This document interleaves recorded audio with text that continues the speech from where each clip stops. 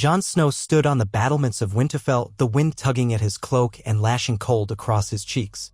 The North had always been a land of dark forests, white snows, and quiet suspicion of outsiders. But now, as winter encroached, that suspicion had momentarily turned to a hushed, anticipatory silence because beyond the walls, beyond the torrential swirl of conflict that had engulfed the Seven Kingdoms, a new alliance was being forged. From this vantage, he could feel history pressing on him like a heavy mantle. He was a man of two worlds in more ways than one, raised a Stark, carrying Targaryen blood. And soon he would be asked to wed Rhaella Targaryen's sole surviving heir, a woman whose very existence held the potential to unite or shatter the realm once more. In truth, Jon had learned of his parentage only after the War of the Five Kings had left the kingdoms in a state of near ruin. It was one secret among many, and he had done his best to keep it close, to continue being Ned Stark's honorable son. The knowledge still rattled him sometimes, especially in those early dawn hours when consciousness first returned and he felt again that lurch in his stomach, the memory that his father was not his father and that his mother and father had been Targaryens. But he had accepted it. He had accepted that his father, Rhaegar, had perished upon the Trident and that his mother, Lyanna Stark, had died bringing him into the world. The marriage that had united them had been secret. And now, the will of the living demanded he put that lineage to use. For the sake of the realm, so they said. The northern lords had been wary of this plan, though none had refuted him outright. Jon remained their king in the north if only by popular acclamation and recognition of his Stark upbringing. He held the fealty of many, the respect of more. And yet, the Targaryen side of him, when it came to claims, alliances, and the Iron Throne, was an unknown to them, a piece they did not know if they should fear or welcome. Their caution warred with their loyalty. For now, they followed him because they knew the man, if not the name. The arrangement, however, was not something Jon had initiated. It came from the south, from the queen who sat uneasy on the Iron Throne. Cersei Lannister's tenuous reign had ended in violence, followed by the forging of alliances that most believed impossible.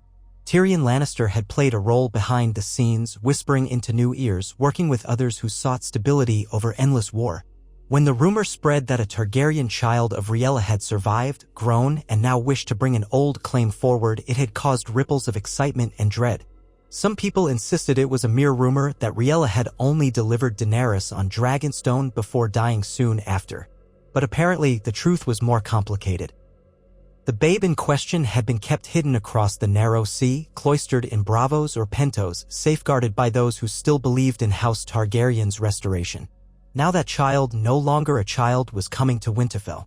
She was old enough to wed, old enough to gather loyalists around her and stake a claim to the birthright she believed was hers. Old enough, in fact, that her presence would challenge Daenerys Targaryen's own perceived birthright had Daenerys still lived to press it. Yet so many events had occurred. Daenerys, the mother of dragons, had once landed in Westeros, forging alliances and making war. The lines of conflict had been drawn, redrawn, and smudged until no one truly knew who the rightful monarch was. War had devoured them all. The dragons, the Lannisters, the Starks, and beyond. Though Daenerys had passed, consumed by the burdens of war, betrayal, heartbreak, her memory still reigned in the minds of some. Her death had left a ragged hole in the hopes of those who desired a Targaryen monarchy, or at least some semblance of Targaryen leadership. Tyrion Lannister had tried to hold the realm together as a regent, though chaos threatened to overtake him at every turn. Sansa Stark had secured the North in her own right, but she did so in her capacity as Lady of Winterfell, ceding the title of King in the North to Jon, who had returned from the battles beyond the Wall. The White Walkers had been vanquished, but winter had come, and with it a greater need for unity if the realm was to survive at all. Now, this new Targaryen Scion had emerged, the rumors whispering of her name, Viella Targaryen, said to be the second daughter of Rhaella, born in secret in the midst of her mother's flight from King's Landing before the final fall. Those who concocted this rumor said that she had been sickly as an infant and the midwives had feared she would not survive the winter storms. Yet survive she did and was spirited away by a handful of loyal guards and servants who believed her existence threatened. Sent first to Dragonstone, then to Essos, she lived in obscurity while her older sister, Daenerys, was raised in exile by her brother Viserys. But apparently unknown to Viserys or Daenerys, Viella was kept in a different city, hidden by well-paid mentors, taught the history of her house, all in case she was needed someday. It seemed that day had come. Jon turned his face toward the unrelenting gloom of the winter sky and let the wind sting his eyes. He recalled a conversation he had had with Sansa in the Great Hall not long ago. She had said, "The realm cannot endure another war, Jon. Another dispute over who is the rightful Targaryen heir might shatter what little peace we have. They are already calling for your union. The idea is maybe it is not so poor." She had gazed at him then with eyes that reminded him of Catelyn Stark, fierce but concerned. She'd added, "You are the last living child of Rhaegar Targaryen, and sheesh. If she is truly who she says, could either challenge you or strengthen your claim, depending on whether you work together or come to blows." He wanted to voice his doubts that he had never yearned for the Iron Throne, that he had wanted only to do his duty, to defend the realm from the real threats, the others, the White Walkers, the terrors beyond the wall. But duty had a habit of growing heavier and heavier with every breath. If forging peace meant taking a wife who carried Targaryen blood, if it meant truly becoming a king not just in the north, but recognized by a broader swath of lords, so be it. He had failed Daenerys in her final hours, or so he felt. He had not stopped her from the spiral that led to the burning of King's Landing, nor had he saved her from the betrayals that swarmed her court. But perhaps in forging this new bond, he might find a measure of redemption for all that had been lost. He heard the clamor of gates opening below. The Outriders had arrived, and that meant Viella Targaryen was not far behind. Jon inhaled deeply, exhaled a frigid puff of breath, and descended the stairs to the courtyard. He found Sansa already there, robed in thick white furs, half her face hidden in a hood but her expression set in stone. Arya was nowhere to be seen, but that was not surprising. His little sister, no, cousin, preferred her own ways, and if she was here, she might be invisible in the crowd. Bran was in the Godswood. Many Northerners had gathered as well, though not in any boisterous show of welcome. This was the North, after all. They stood stoically, a ring of watchers, their eyes flicking with curiosity. When the retinue of riders emerged through the gates, Jon saw the Targaryen heralds first, men clad in black cloaks pinned with the three-headed dragon sigil, though the cloth looked strangely new and untouched, as if seldom displayed. The standard-bearer bore a carefully stitched banner of House Targaryen, the dragon embroidered in red thread. Next came the knights, though not so many as one might expect for a visiting princess. Viella Targaryen kept a modest guard, either by necessity or design. And then there she was, astride a pale mare.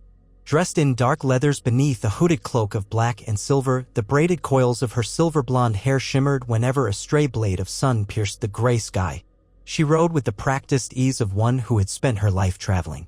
She was tall, though not as tall as Jon had expected, with sharp, clean lines to her features that bore a striking resemblance to portraits of the old Targaryens. Yet her eyes, from what Jon could see, were a hazel color flecked with gold, a departure from the violet often associated with her house. She had an expression that was neither haughty nor timid. She seemed, if anything, uncertain but determined. She dismounted. One of her guards hurried to assist, but she waved him off. Then she walked toward Jon, chin raised. The silence in the courtyard was total. Jon opened his mouth, intending to greet her with polite formality, to acknowledge that Winterfell welcomed her in peace.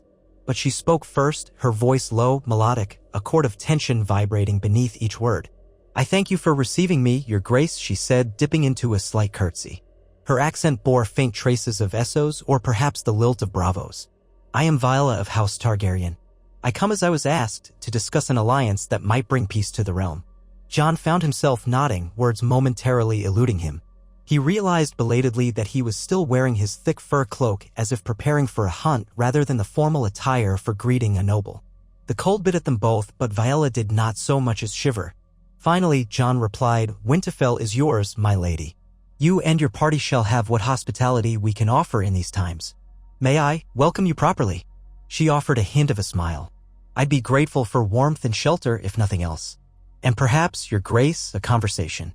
"Yes," Jon said, stepping aside so that Sansa could offer a polite dip of her head. The hush in the courtyard broke into the dull hum of voices as the retinue began to see to their horses and baggage. "Welcome, Viella Targaryen." They took her inside, guiding her through the halls to the Great Hall. Sansa made certain that the hearths burned bright and hot, and the Targaryen visitors removed their gloves, stamping the snow from their boots. There was no immediate talk of marriage or alliances. Instead, Sansa had the servants bring mulled wine and thick loaves of bread, salt, and soup, that sacred ritual of guest right, so that none might fear harm would come to them under the Stark roof. Hours later, Jon found himself sitting beside Viella at the high table. Sansa held the seat to his other side, presiding in her capacity as Lady of Winterfell. Sansa was more adept than Jon at navigating formalities, and he let her lead the pleasantries for a time.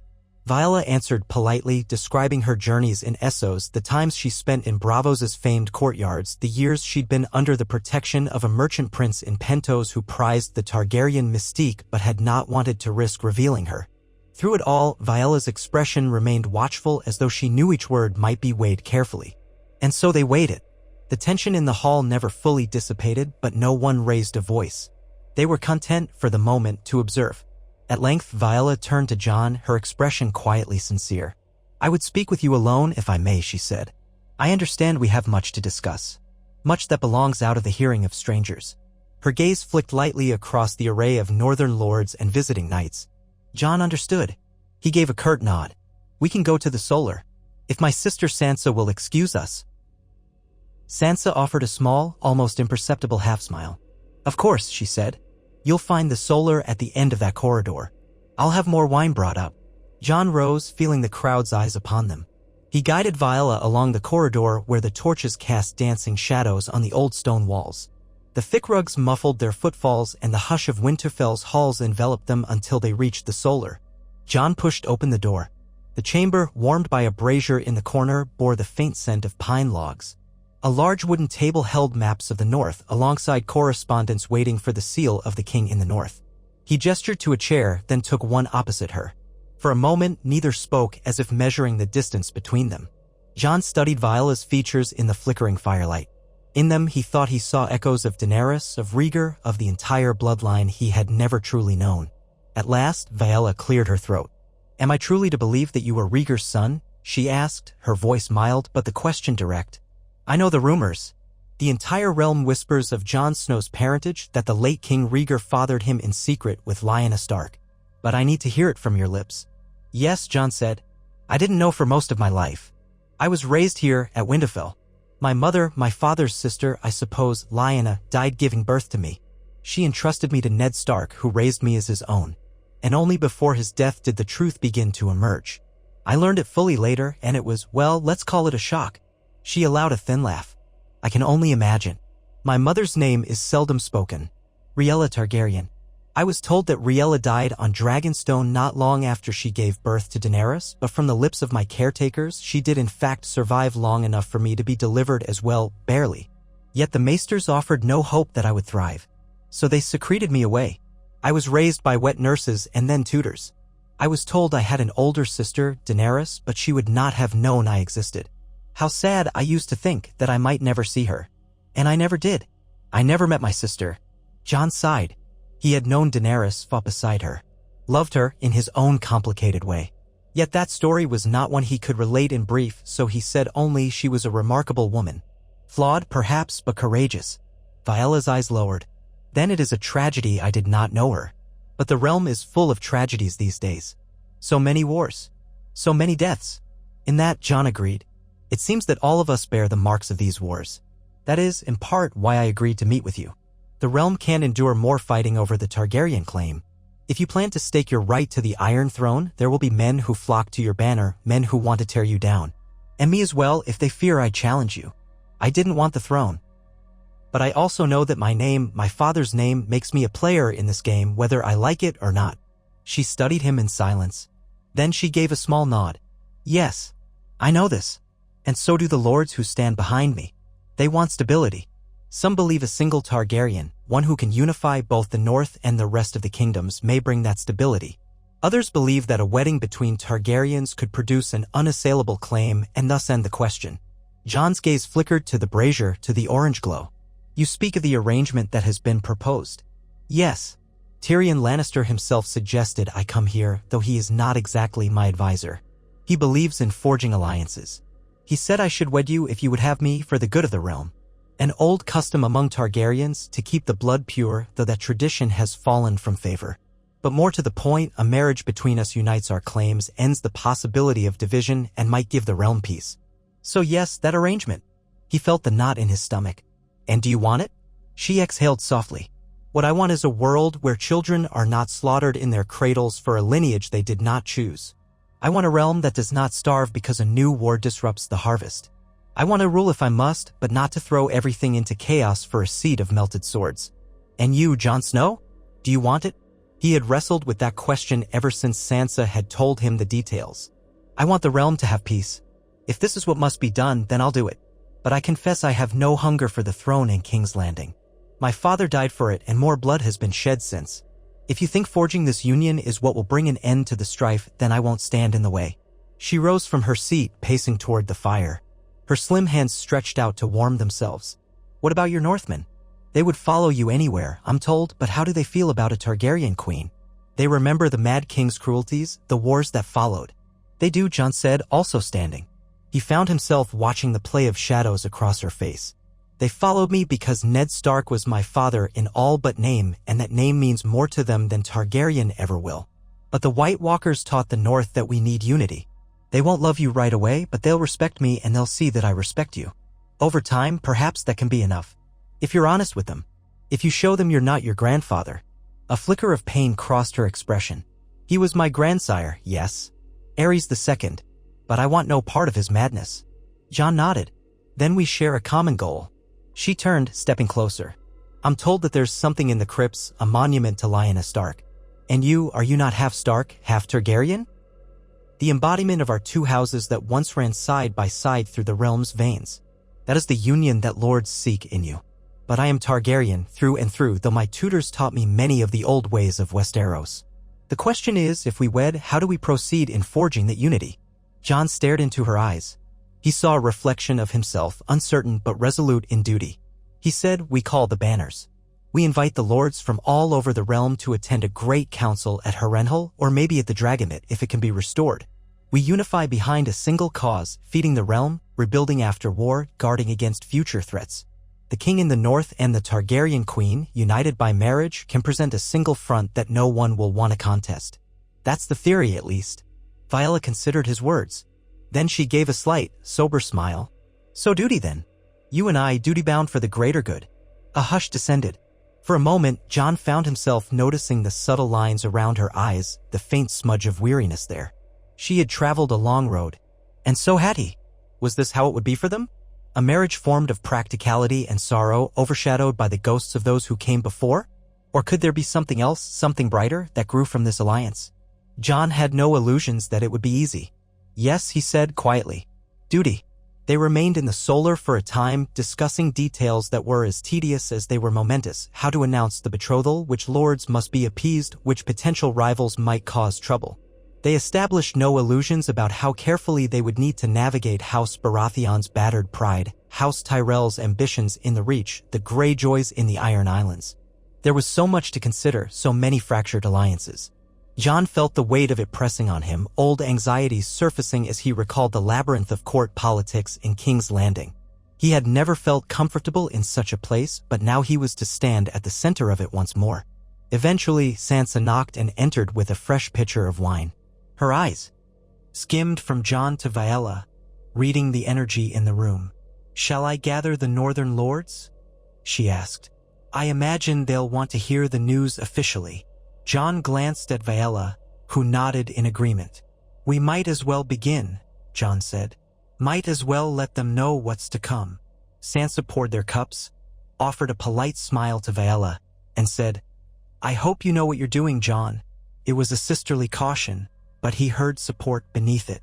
When Viella left the solar to confer with her own retinue, Sansa lingered a moment. She gripped Jon's forearm. She's not Daenerys, she said gently. You know that. Don't let the memory of your past overshadow the future you can make with this one. Jon dipped his head in gratitude. I'm trying, he said. Truly, I am. The following days in Winterfell were a swirl of activity, an odd mixture of pomp and hushed planning. The lords of the north, from House Manderly to House Glover to House Serwyn, arrived to witness the betrothal ceremony that would be announced at the Weirwood in the Godswood.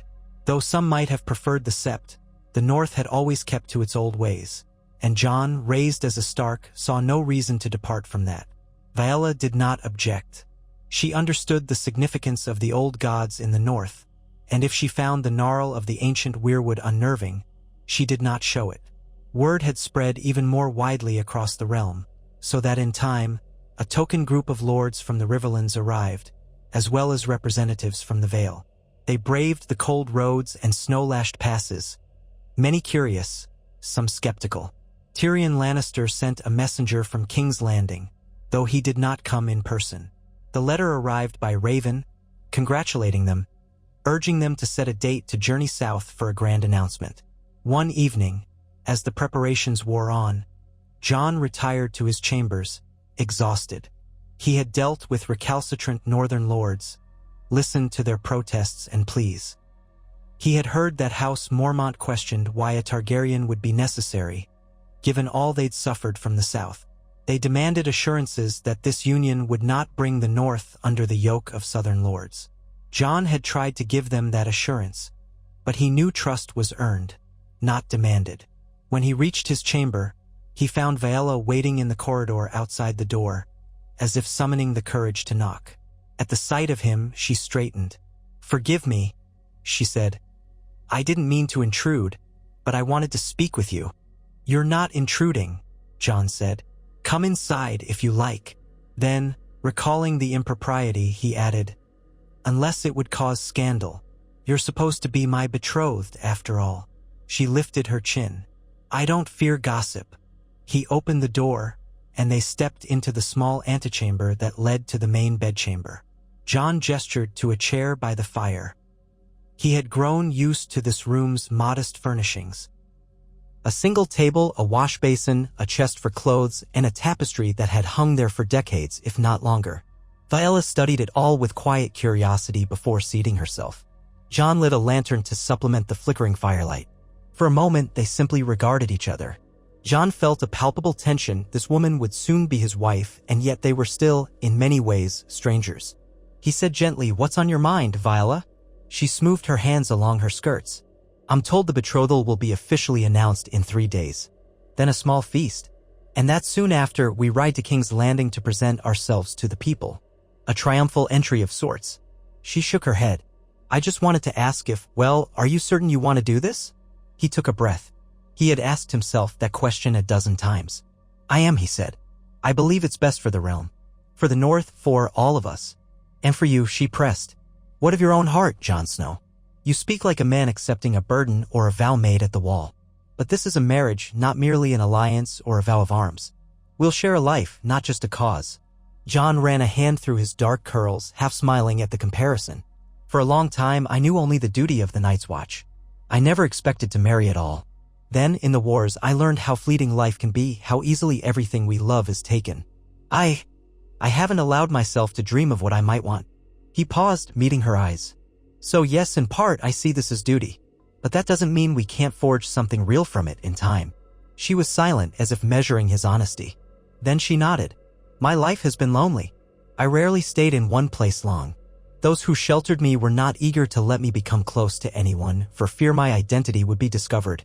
I used to think that if I could reveal myself, claim my birthright, I'd no longer be alone. But I see now that the burdens of rule can be just as isolating." She drew a breath. "If we're to be wed, I hope we'll at least be able to trust each other. Stand as partners. We might not begin with love, but trust might grow." Jon's throat constricted with emotion he couldn't fully name. "We can do that," he said softly. "I swear it." They spoke quietly for some time, exchanging small shards of their histories, her memories of Braavos' Titan rising from the mists, how she once glimpsed a red comet streaking the sky over Essos and took it as a sign of her destiny.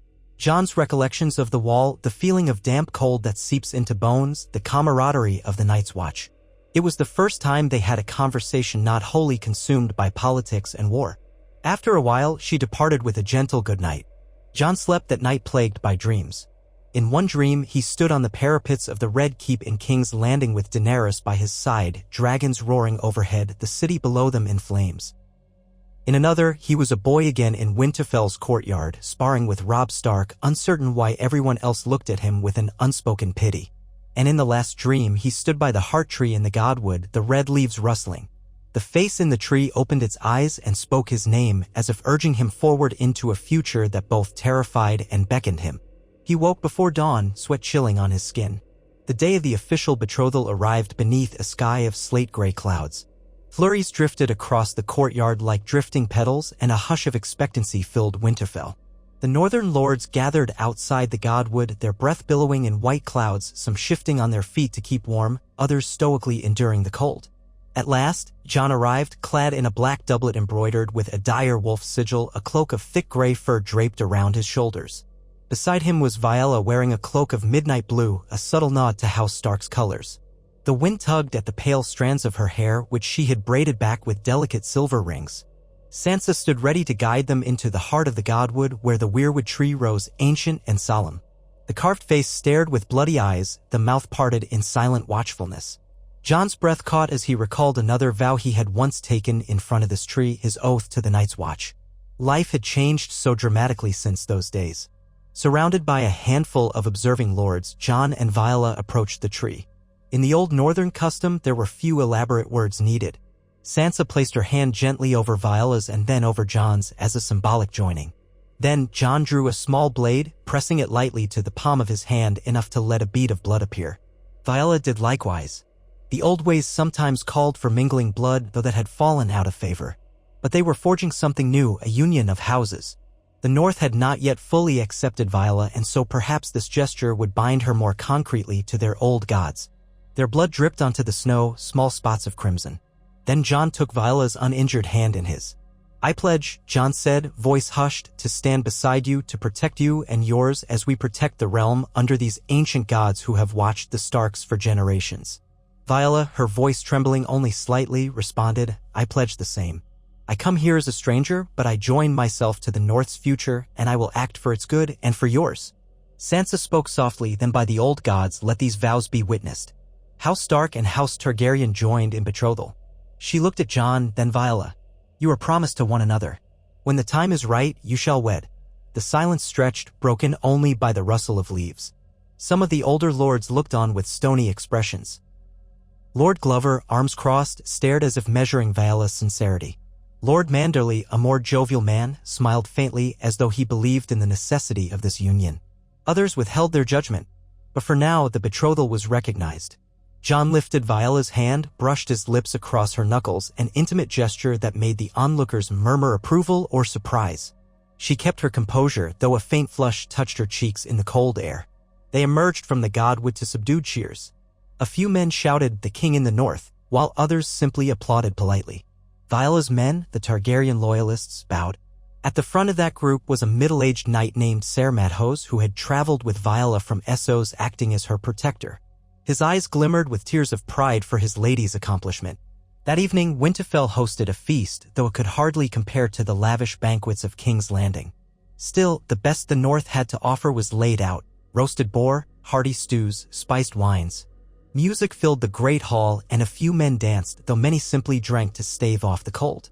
Viella circulated among them, graciously accepting toasts, greeting lords who offered their congratulations.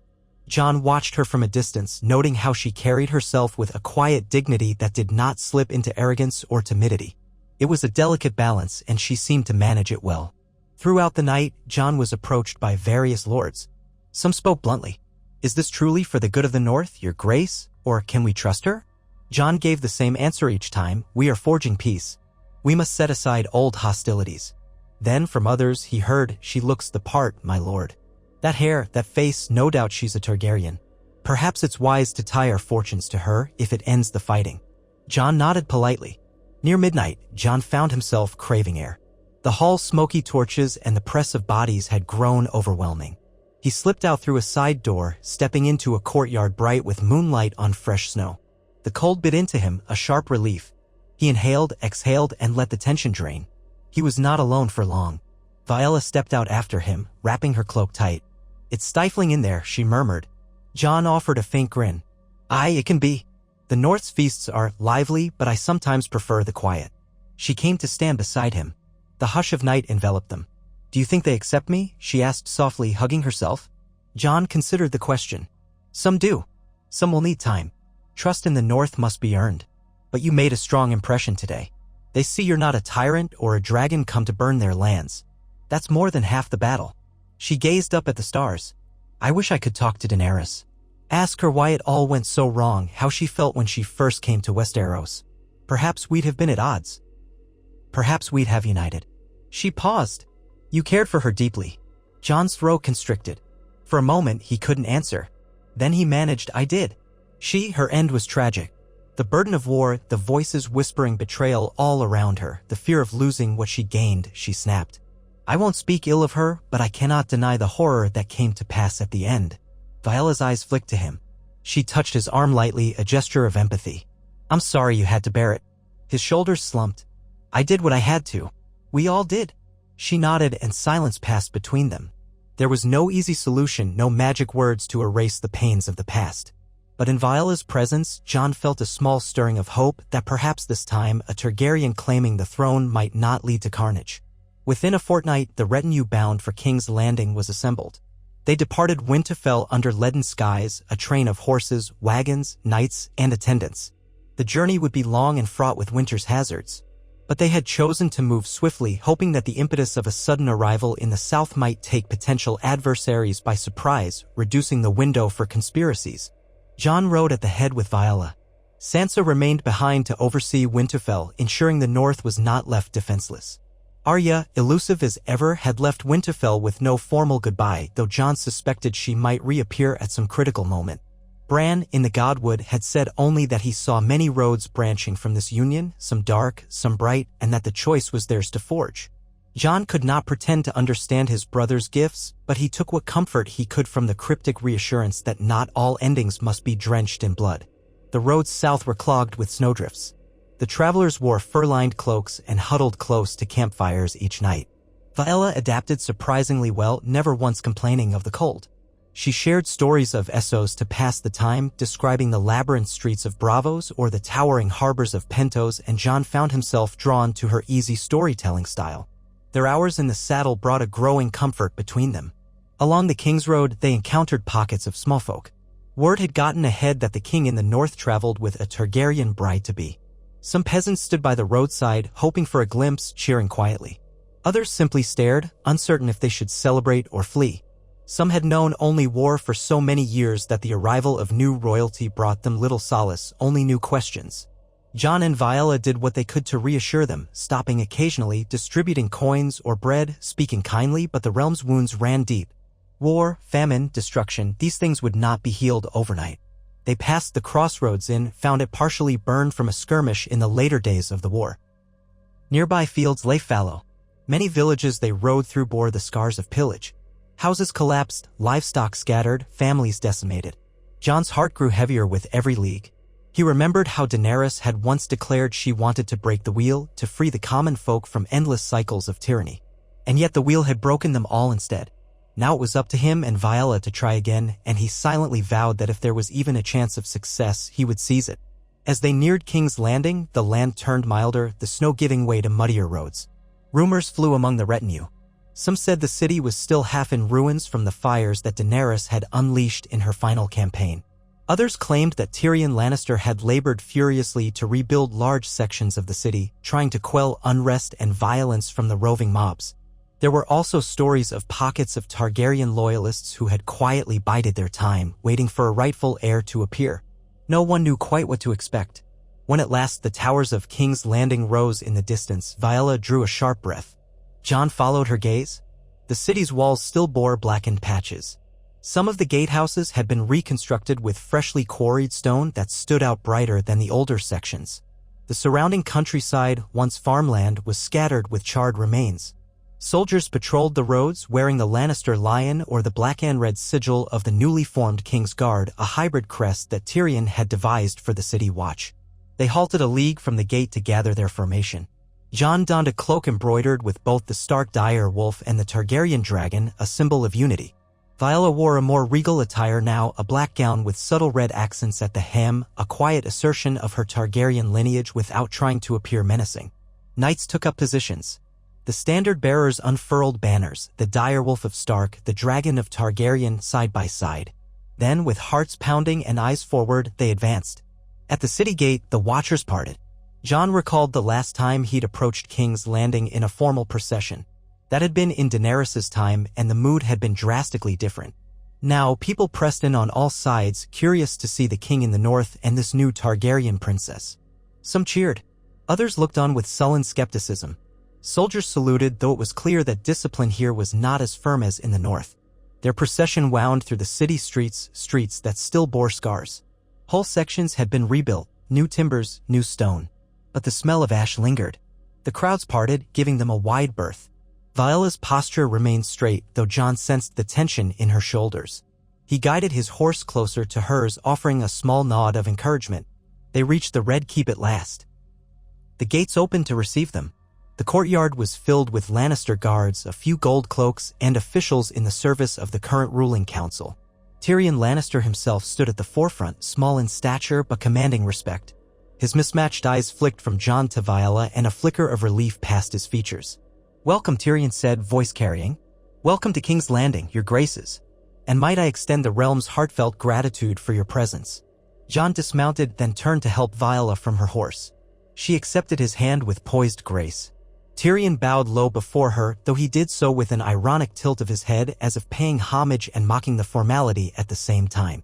"You have grown since last I heard rumor of your existence, Princess Viella." She offered a polite smile. "I am at your service, Lord Tyrion. Or is it Master of Coin? Or Master of Laws? I lose track of titles in this ever-changing council." A ghost of a grin touched Tyrion's lips. "Ah, how swiftly news travels. I'm a man of many titles, none of which I truly desired. But for the moment, let's say I'm the humble advisor to the crown, whoever might wear it." He swept an arm theatrically toward the entry. "Come inside. There is much to discuss, little time, and a realm hungry for stability." They passed through the halls of the Red Keep, corridors that had once bustled with courtiers.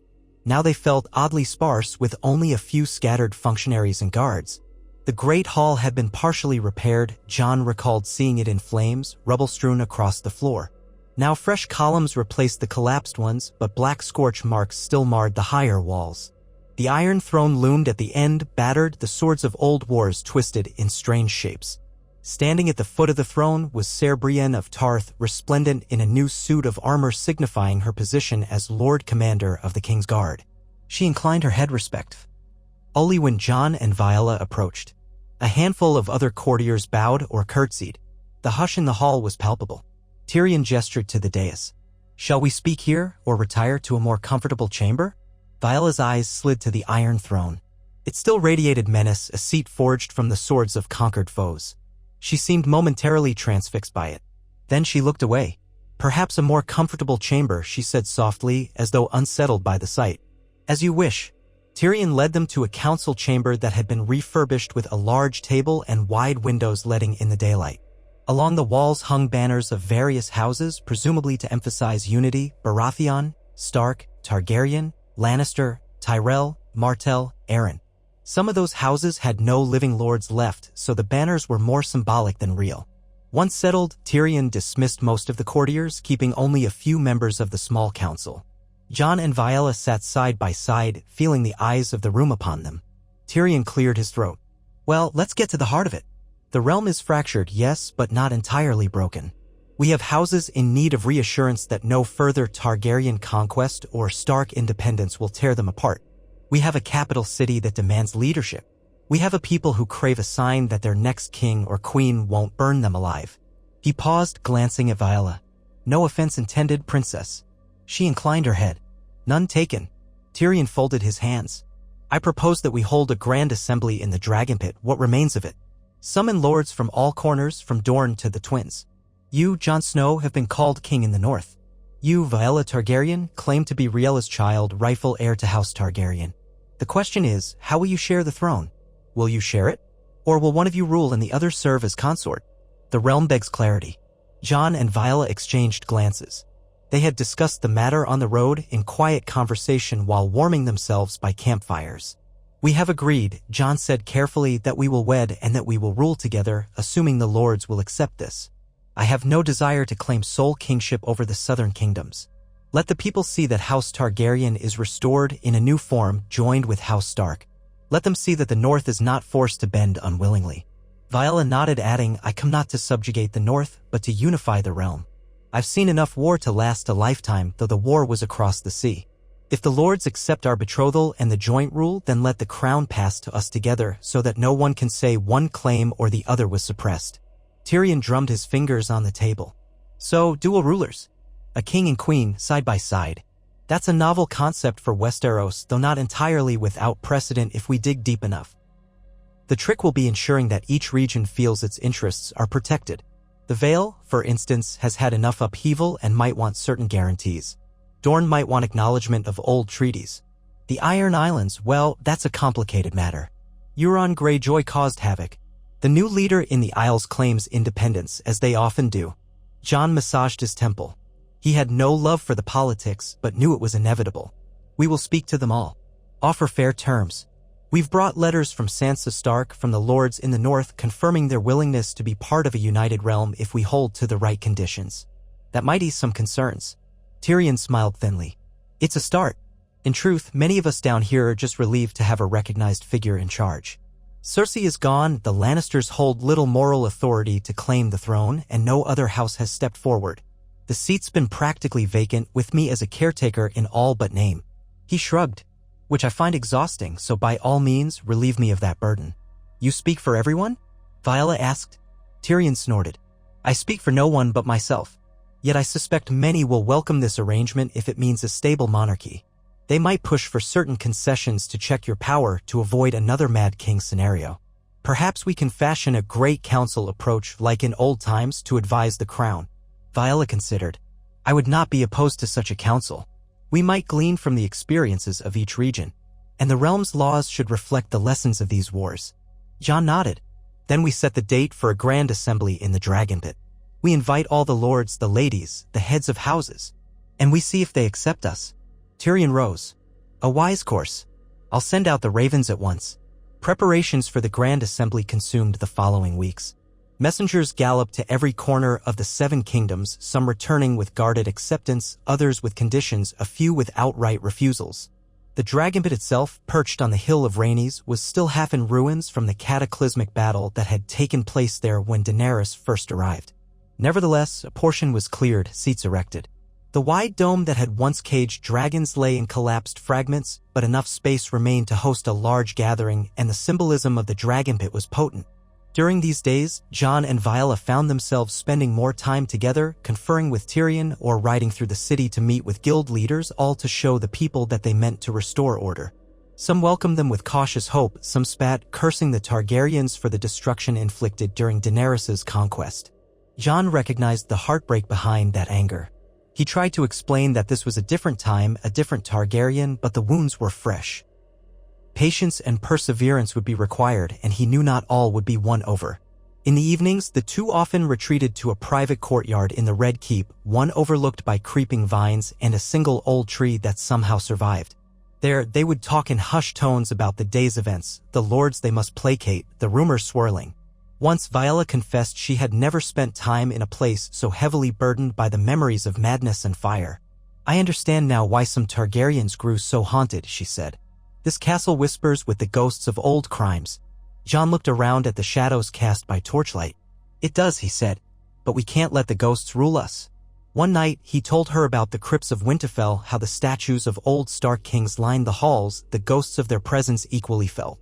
I used to think they watched me, judging me. Now, I think they simply watch the passing generations like the old gods in the Weirwoods. She listened intently as if committing every detail to memory. You are more Stark than Targaryen, she said softly. But that's not a bad thing. He gave a rueful chuckle. I've always felt that. But I carry Targaryen blood too, no matter how it came about. Maybe it's enough to bring our houses together. Their conversations gradually grew in familiarity, even warmth. Jon found himself looking forward to these quiet moments more than he anticipated. In Viole's presence, he could sense a kinship, someone else who had been shaped by loneliness and expectation. She was not brash or domineering. She approached the challenges with measured grace and a willingness to learn. At times, a small, almost reluctant smile broke across her face, revealing an undercurrent of gentle humor. He found himself smiling in return, a rarity amid the gloom of duty. Finally, the day of the Grand Assembly arrived. Lords began streaming into King's Landing, many with retinues large enough to show their continued power, if not their absolute wealth. The Tyrell name had all but vanished, but a distant cousin had emerged to speak for the Reach, forging alliances with lesser lords. Dorne sent a delegation led by a young noblewoman who claimed distant Martell blood. The Vale's representative was Lord Royce, a stern figure who had once aided Sansa Stark. The Riverlands were in flux after the Tully lineage suffered tragedies, but a small council from Riverrun came nonetheless. The Stormlands were without a dominant lord, as Gendry Baratheon had chosen a simpler life, yet a local Storm Lord represented them. The Iron Islands sent no one, ignoring the summons, but that was expected. All told, it was a remarkable gathering of battered houses. The realm was exhausted, yes, but present.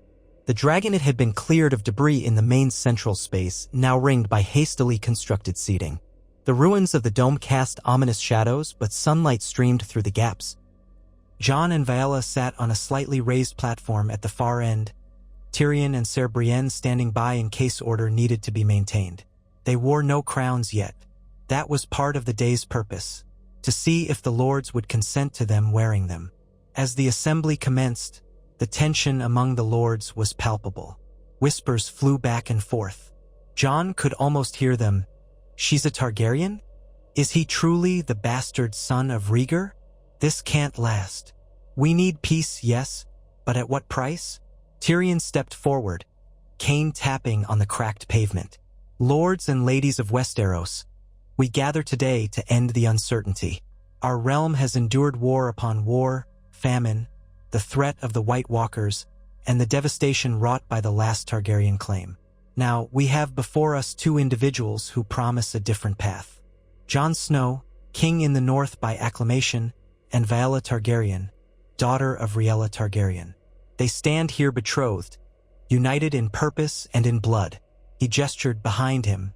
They propose to lead together, forging a single monarchy that respects the rights of each region, that consults a grand council, that ensures a future free from tyranny. I ask you, will you give them your consent to reign, or will you reject them and risk renewed conflict? The choice is yours. A hush followed. Then a lord rose, Lord Royce of the Vale, broad-shouldered and stern-faced.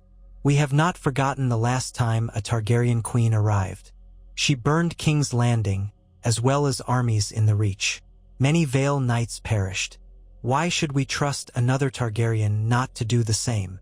Viella stood, her posture calm. I cannot speak to Daenerys' choices, except to say that war and betrayal shaped her path. I do not come to wage war. I have no dragons to unleash on your armies. No desire to see the city in flames again. My hope is to rebuild, not destroy. If you must hold me accountable for the sins of my house, I understand your caution. But let me offer you a new legacy. Judge me by what I do now, not by what my ancestors did. She paused, letting her words sink in. And if that is not enough, then look to Jon Snow, whose loyalty to the realm is well known. He is no tyrant.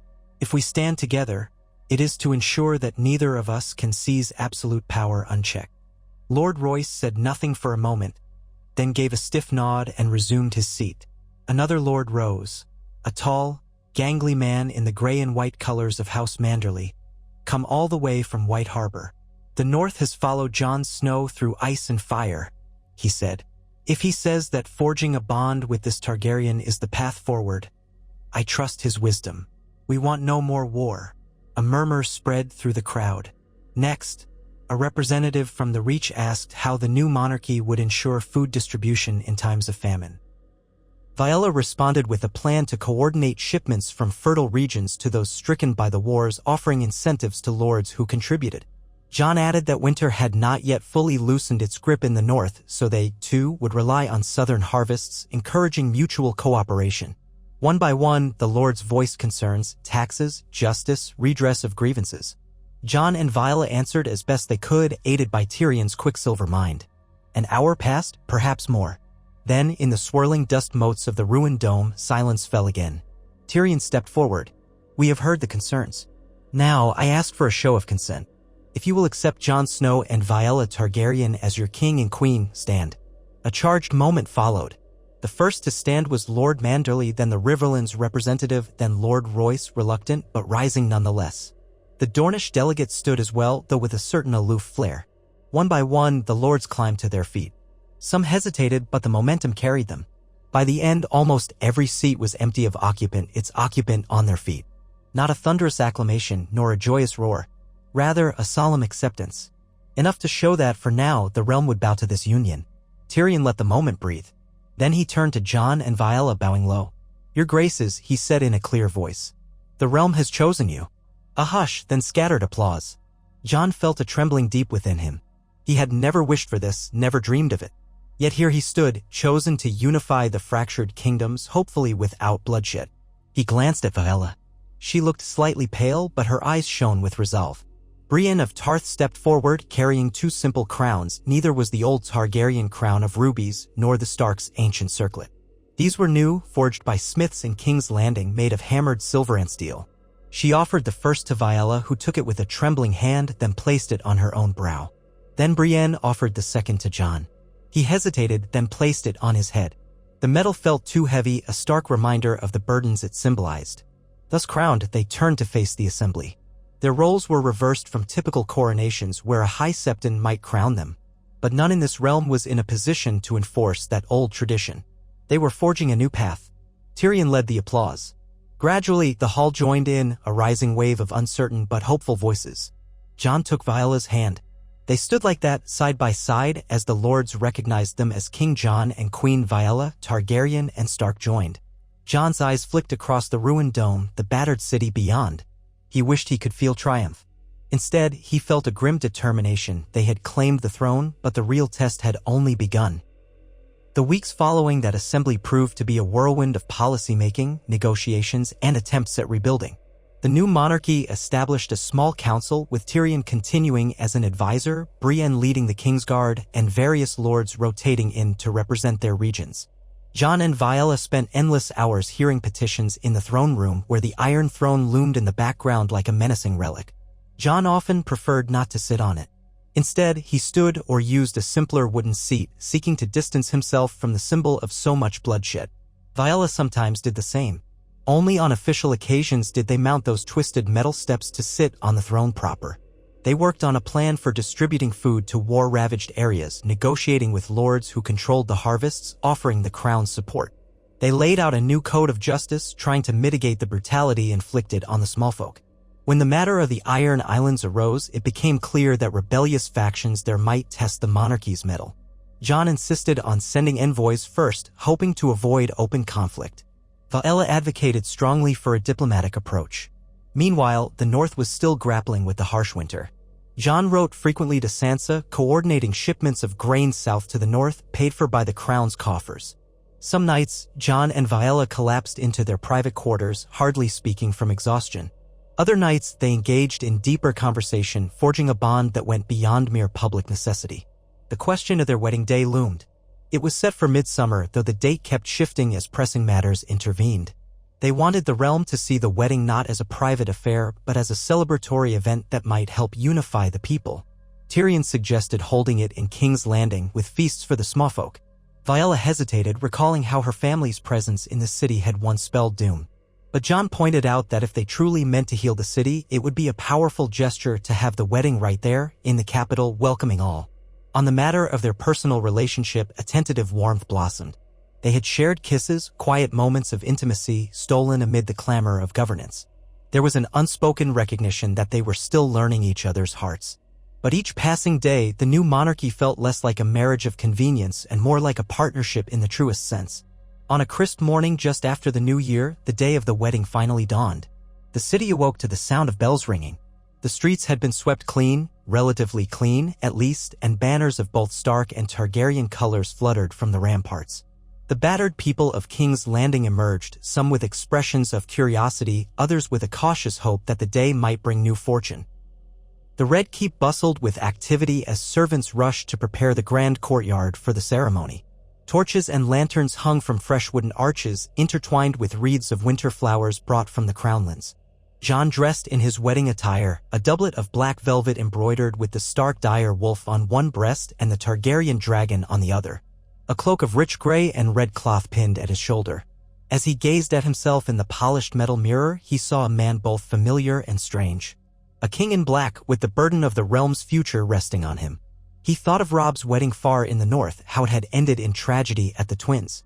He thought of Daenerys's wedding to Khal Drogo across the sea, how that had shaped her destiny. Now here he stood, forging yet another link in the chain of the realm's fate. Tyrion entered, smirking slightly. "My, don't you look the part," he said, adjusting a pin on Jon's cloak. "Ready?" "As I'll ever be," Jon replied, attempting a wry smile. They proceeded through the corridors to the courtyard. A hush fell over the assembled throng as Jon emerged. Lords and ladies filled the makeshift stands. Common folk stood in the bailey, craning for a view. At the far end of the courtyard, near a small dais, the High Septon, newly appointed as the Faith tried to recover from years of turmoil, waited in his crisp white robes.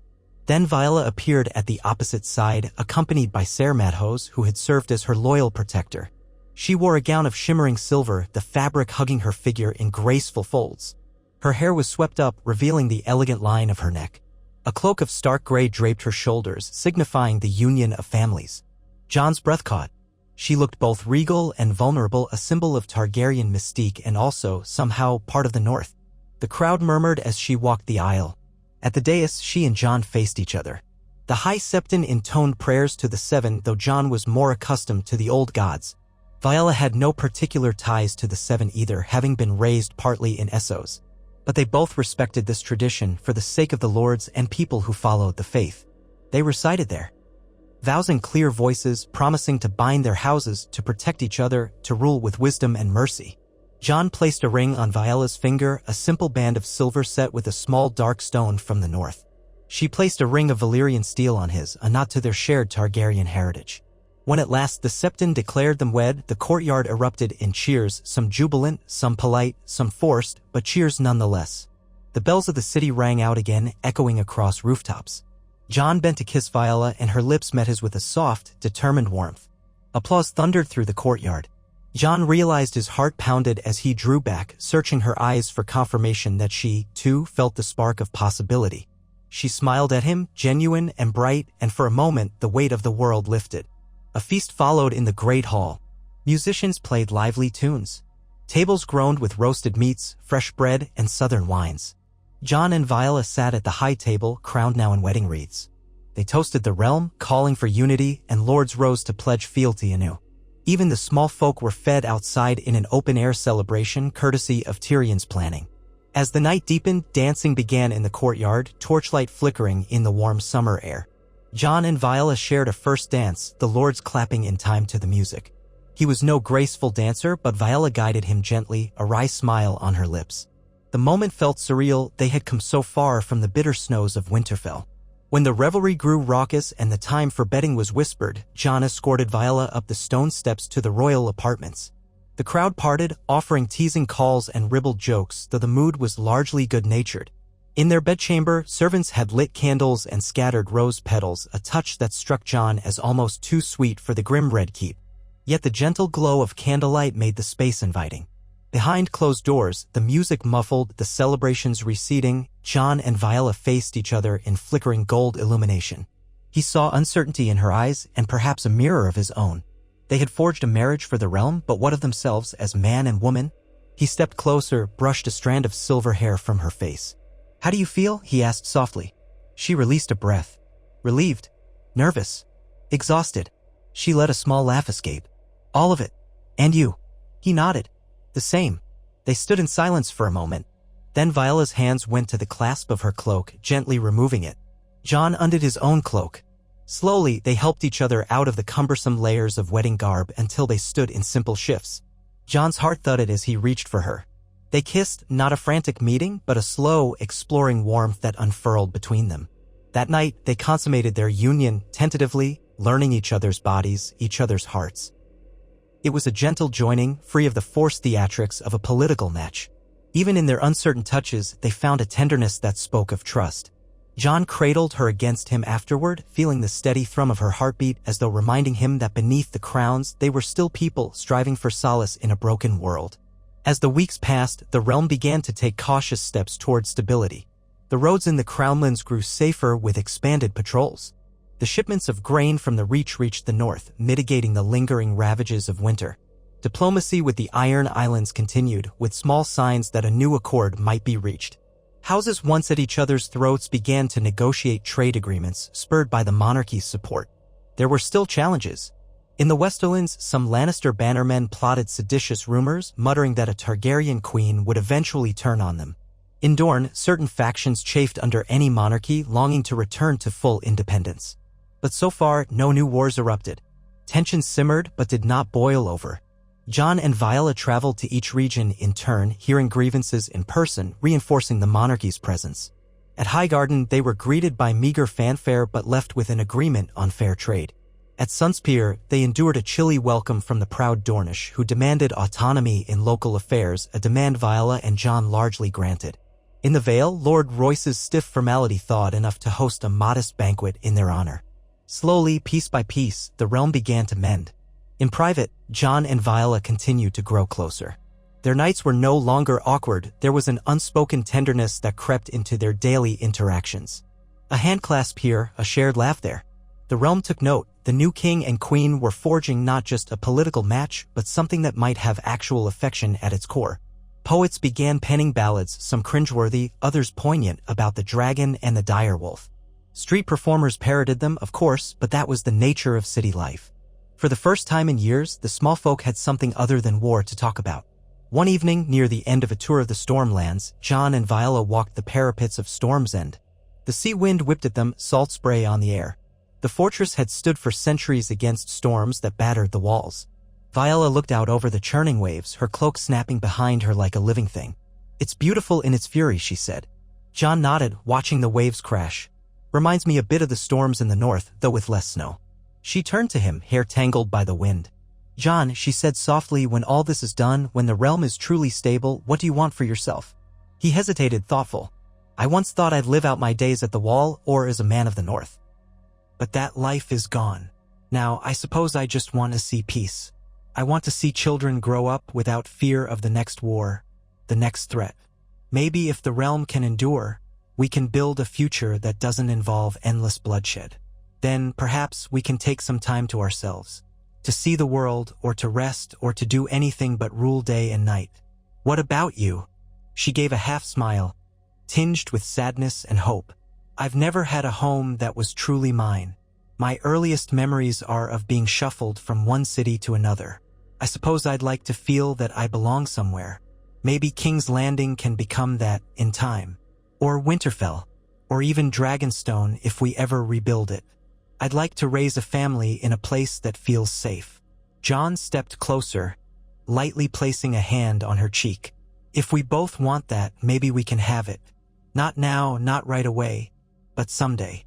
Her eyes gleamed. "Someday," she echoed.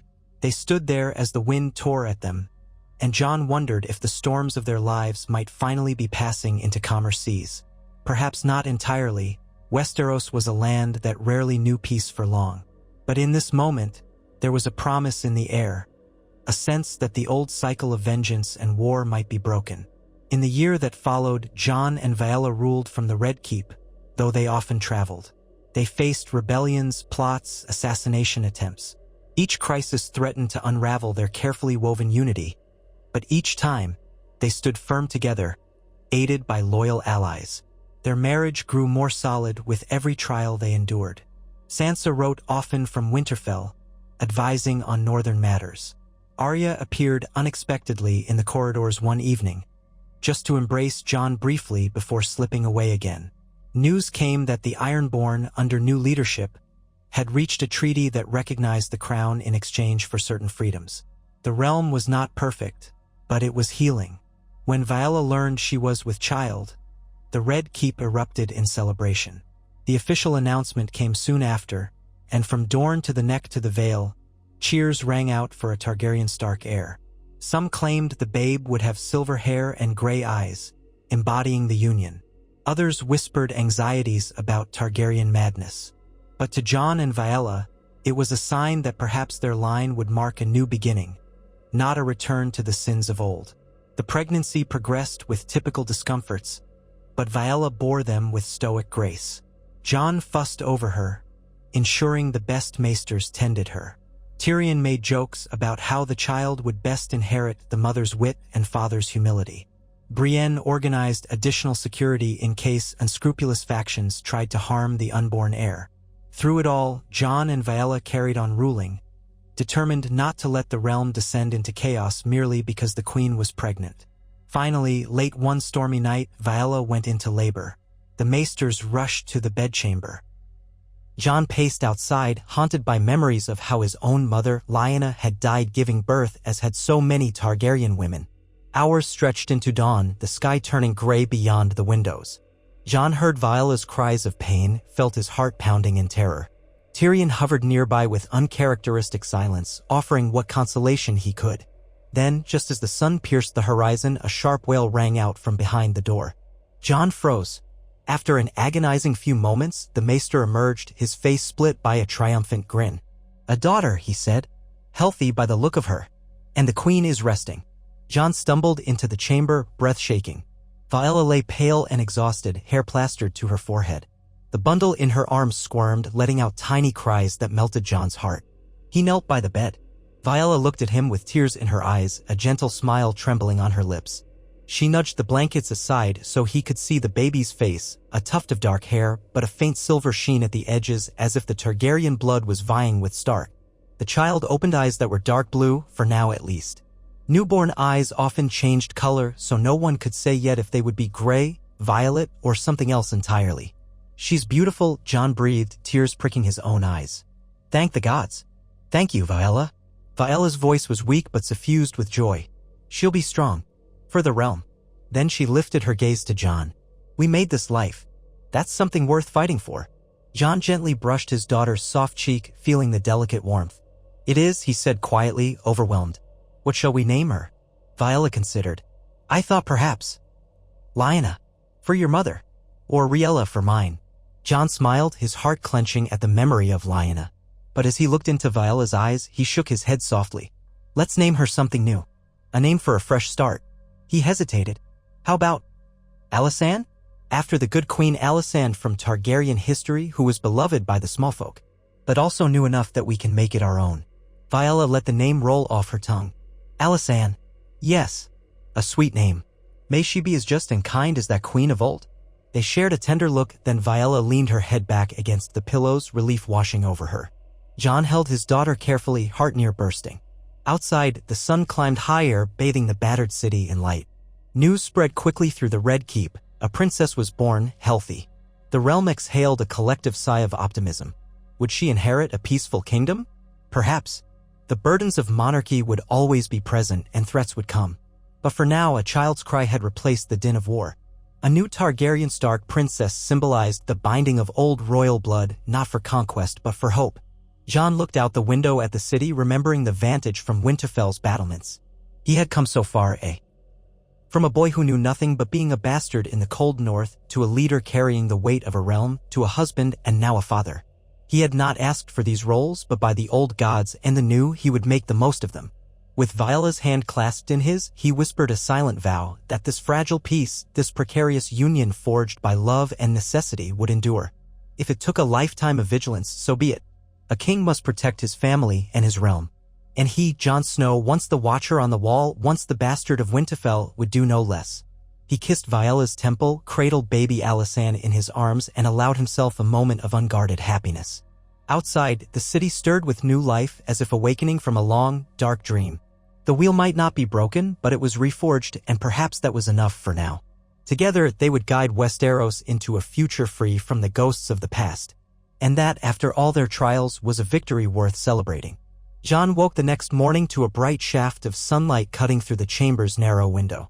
The Red Keep had never felt so full of possibility. Beyond the heavy drapes, the city of King's Landing began to stir with its usual bustle of carts and hawkers, but the clamor seemed muted somehow, as though the realm itself was pausing to consider the promise of the new princess's birth. Alysanne Targaryen, less than a full day old, slept in a cradle near the bed, watched over by a pair of midwives. Viella was dozing in the large bed, her face pale with exhaustion, strands of silver-gold hair clinging to her brow. Jon slipped quietly out of bed, mindful not to wake Viella. He crossed the room to peek at his daughter. Her tiny face was scrunched, brows tight in that curious way newborns have, as though the world around them is a puzzling wonder. Jon smiled, a quick rush of affection swirling through him. She was smaller than he'd imagined a newborn to be small, and yet, from the moment he'd held her, he felt as if an entire kingdom's worth of love could fit in the palm of his hand. He motioned for the midwives to keep watch and silently left the room, pausing to pull on a loose tunic and breeches. The corridor outside smelled of old stone and fresh rushes. 2 guards snapped to attention at his appearance. Jon offered them a curt nod and made his way along the hall, descending a flight of stairs until he reached the courtyard. The morning air was still crisp, carrying a promise of cooler days to come even as the tail end of summer held on. In the courtyard, Tyrion Lannister waited, perched on the edge of a stone bench near a decorative fountain that still trickled with water. He looked up as Jon approached and gestured for him to sit. "Your Grace," Tyrion said lightly, though his tone held sincerity. "How does the new father fare?" Jon took a seat, exhaling. "Better than I expected. Tired, but Viella did all the real work, I fear." Tyrion smiled, though a flicker of old sadness ghosted across his features. "Yes, that's often the way of it. The man stands there wringing his hands while the woman battles agony. Still, I'm glad to hear mother and child are both well." Jon studied him, noticing how the lines in Tyrion's face had grown deeper over the years. "You've been up already?" "I have.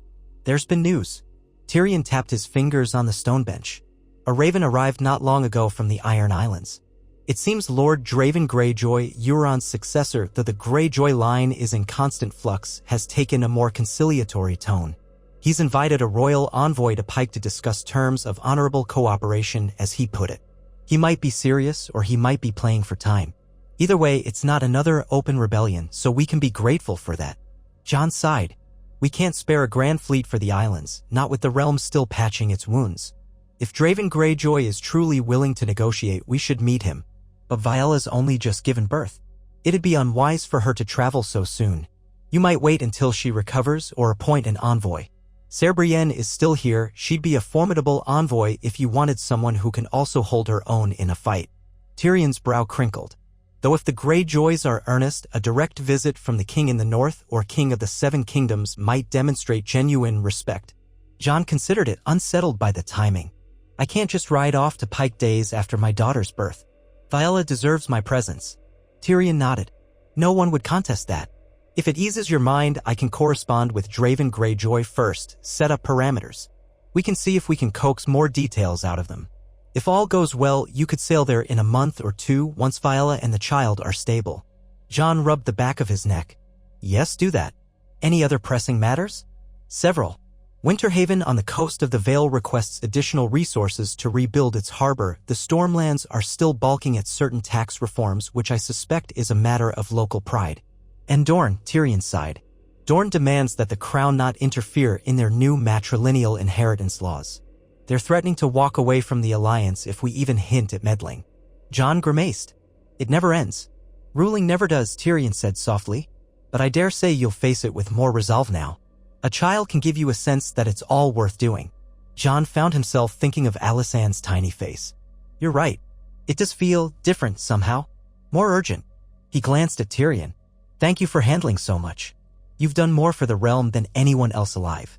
Tyrion offered a tiny bow of his head. "I do what I can. Let me know if you need anything else. For now, I'll draft some replies to Pike." Jon placed a hand on Tyrion's shoulder, gratitude unspoken, and rose. As he made his way toward the far side of the courtyard, he spotted Ser Brienne in discussion with one of the king's guard. Her height was always a striking sight, a living pillar of resolve. She noticed Jon and offered a slight bow, which he returned. She and the other knight resumed their discussion, presumably about shifts and the security of the new princess. Jon was grateful to have her at court, especially now. He passed through a colonnade that overlooked the city. King's Landing sprawled below, crowded rooftops, winding streets, the distant glimmer of the Blackwater rush. In the harbor, ships bobbed at anchor. Once, war galleys and enemy fleets had gathered to tear the city asunder. Now, trade ships brought goods from across the narrow sea. It wasn't entirely peaceful. The city bore old scars, but it was better than the chaos of recent years. Eventually, Jon circled back indoors, heading toward the Great Hall. Though it was still early, a group of petitioners had already formed a line, waiting under the watchful eyes of guards.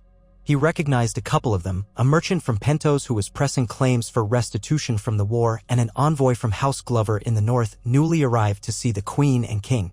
Jon sighed. One day, he thought wryly. One day to hold his daughter without worry would have been nice. But a king's responsibilities rarely paused. He approached the dais at the far end of the hall, where a smaller wooden chair stood in front of the Iron Throne. He often used that simpler seat for daily audiences, unwilling to loom from the Iron Throne except on ceremonial occasions.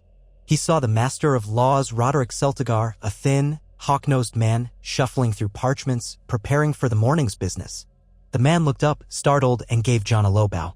"Your Grace, I wasn't expecting you quite so early," Celtigar said. "I trust the Queen is a—" "She's resting, Joe," and replied, taking his seat. "We'll do a quick round of petitions before I return to her side." Celtigar cleared his throat and gestured to the line of petitioners. "Very good. Shall we begin?" Jon nodded. He steeled himself. The day's labors would not wait. The first petitioner stepped forward, a minor lord who claimed brigands had attacked his fields. Jon listened, offered to dispatch a small group of crown-funded riders to patrol. The next demanded more direct restitution for damages caused by Queen Daenerys's dragons years ago, though the actual damage had occurred under the chaos of war. Jon sighed inwardly, explained that certain claims had already been processed, and promised to look into any new evidence. It was the same dance he had done countless times, balancing the realm's finances, hearing truths and half-truths, all in the hopes of holding the fragile peace together. It took nearly 2 hours before the last of them was dismissed with a bow. Jon rose, rolling the tension from his shoulders. Roderick Celtigar approached with a respectful inclination of his head.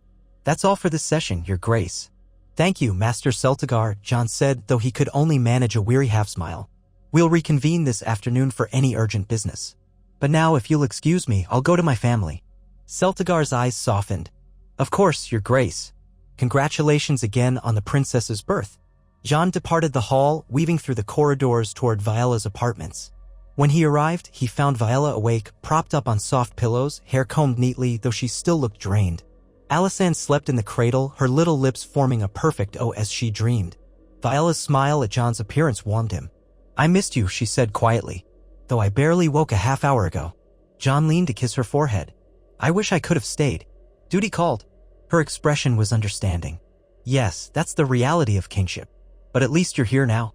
He sat on the edge of the bed and gently took her hand in his. "How are you feeling? Any pain?" "A bit of soreness, but the maesters have given me a tonic to help. They say I'm recovering quickly. They also said the baby is strong, though it's early to tell if she'll have any trouble feeding or colic. So far, she's quiet." Viella sighed contentedly. "I'm just so thankful. After everything, to have a healthy daughter, it feels like a blessing from all the gods." Jon's throat tightened. "It does."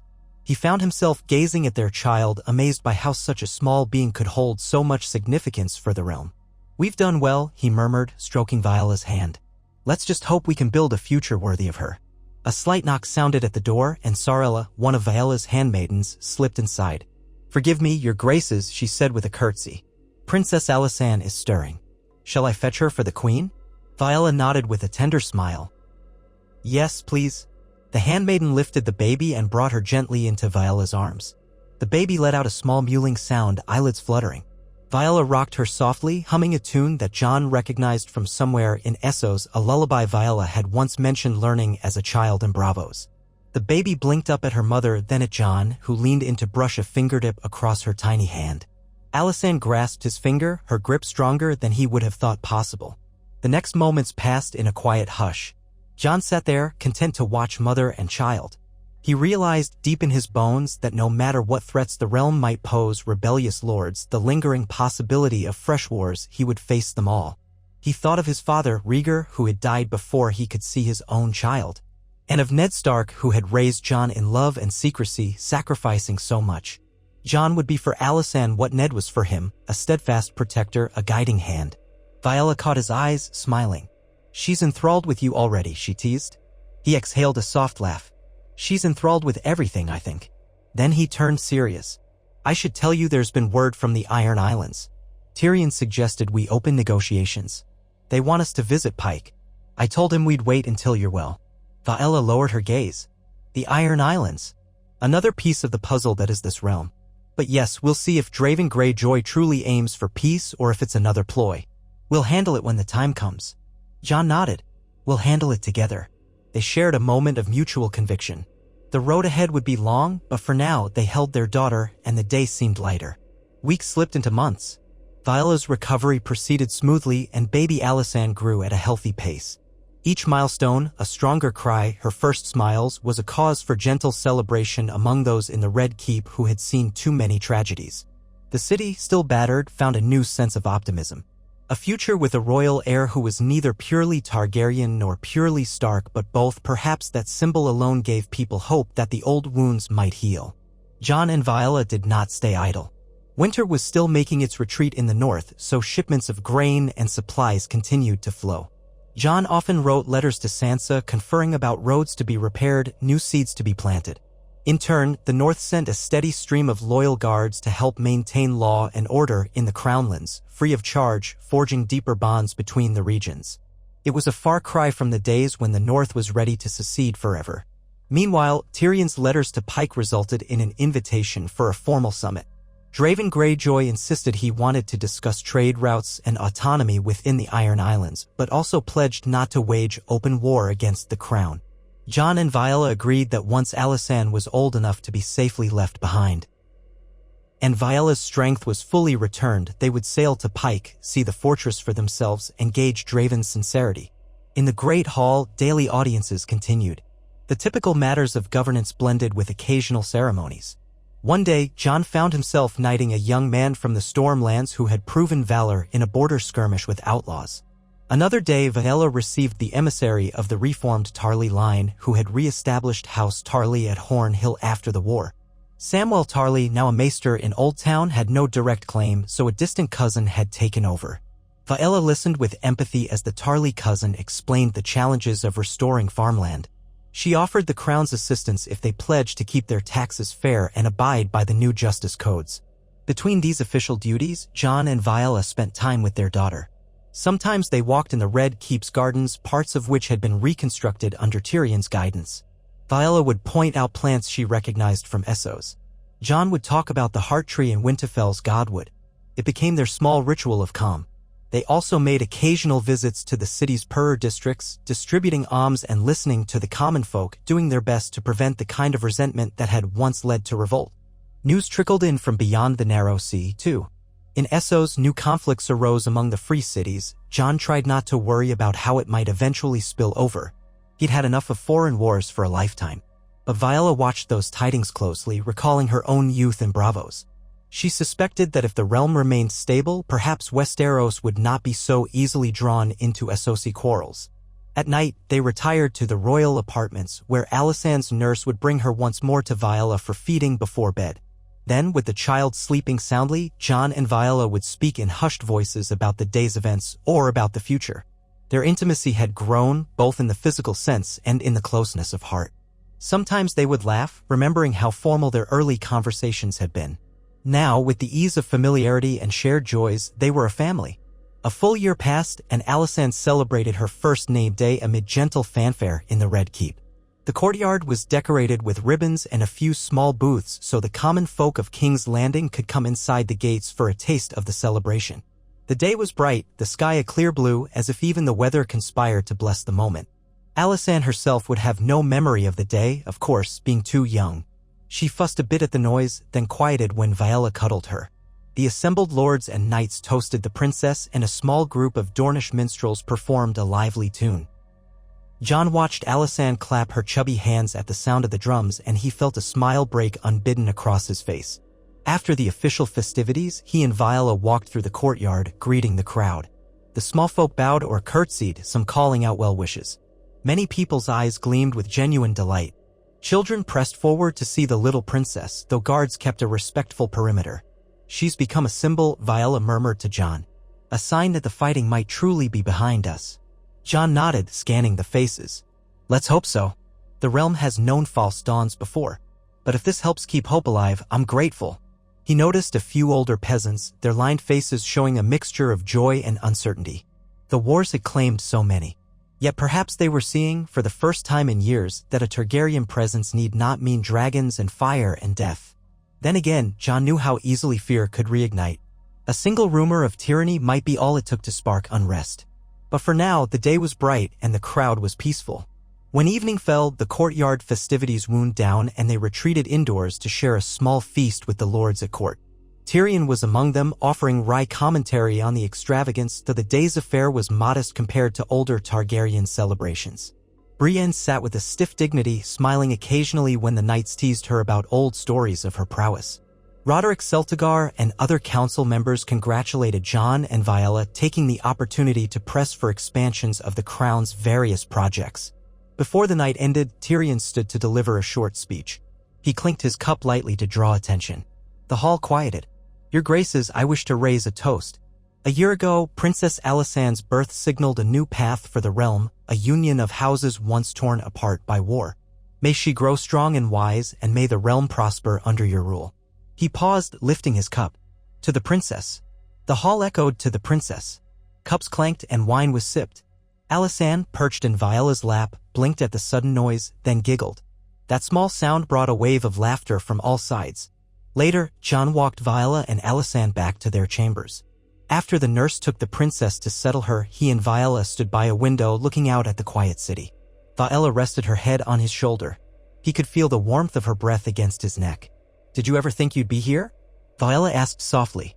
"King of the realm, father to a princess, forging alliances where once only war was known?" Jon shook his head, placing an arm around her. "Never. For the longest time, I thought I'd die on the wall or in the wilds beyond it. Even after the war ended, I didn't imagine this future. But I'm content. I just hope I'm worthy of it." Viella turned to face him, lifting a hand to his cheek. "You are. The people see it. I see it. Don't doubt yourself. We've both come from uncertain paths." He leaned down to kiss her softly. When they parted, he muttered against her lips, "Let's make sure our child, and any others that might come, inherit a realm that's stable and just." She smiled, eyes bright. "That's the plan." Shortly after Alysanne's first name day, Jon and Viella began preparations for the trip to Pike. The negotiations with the Iron Islands had continued through Ravens for months, with Draven Greyjoy displaying a strangely cooperative stance.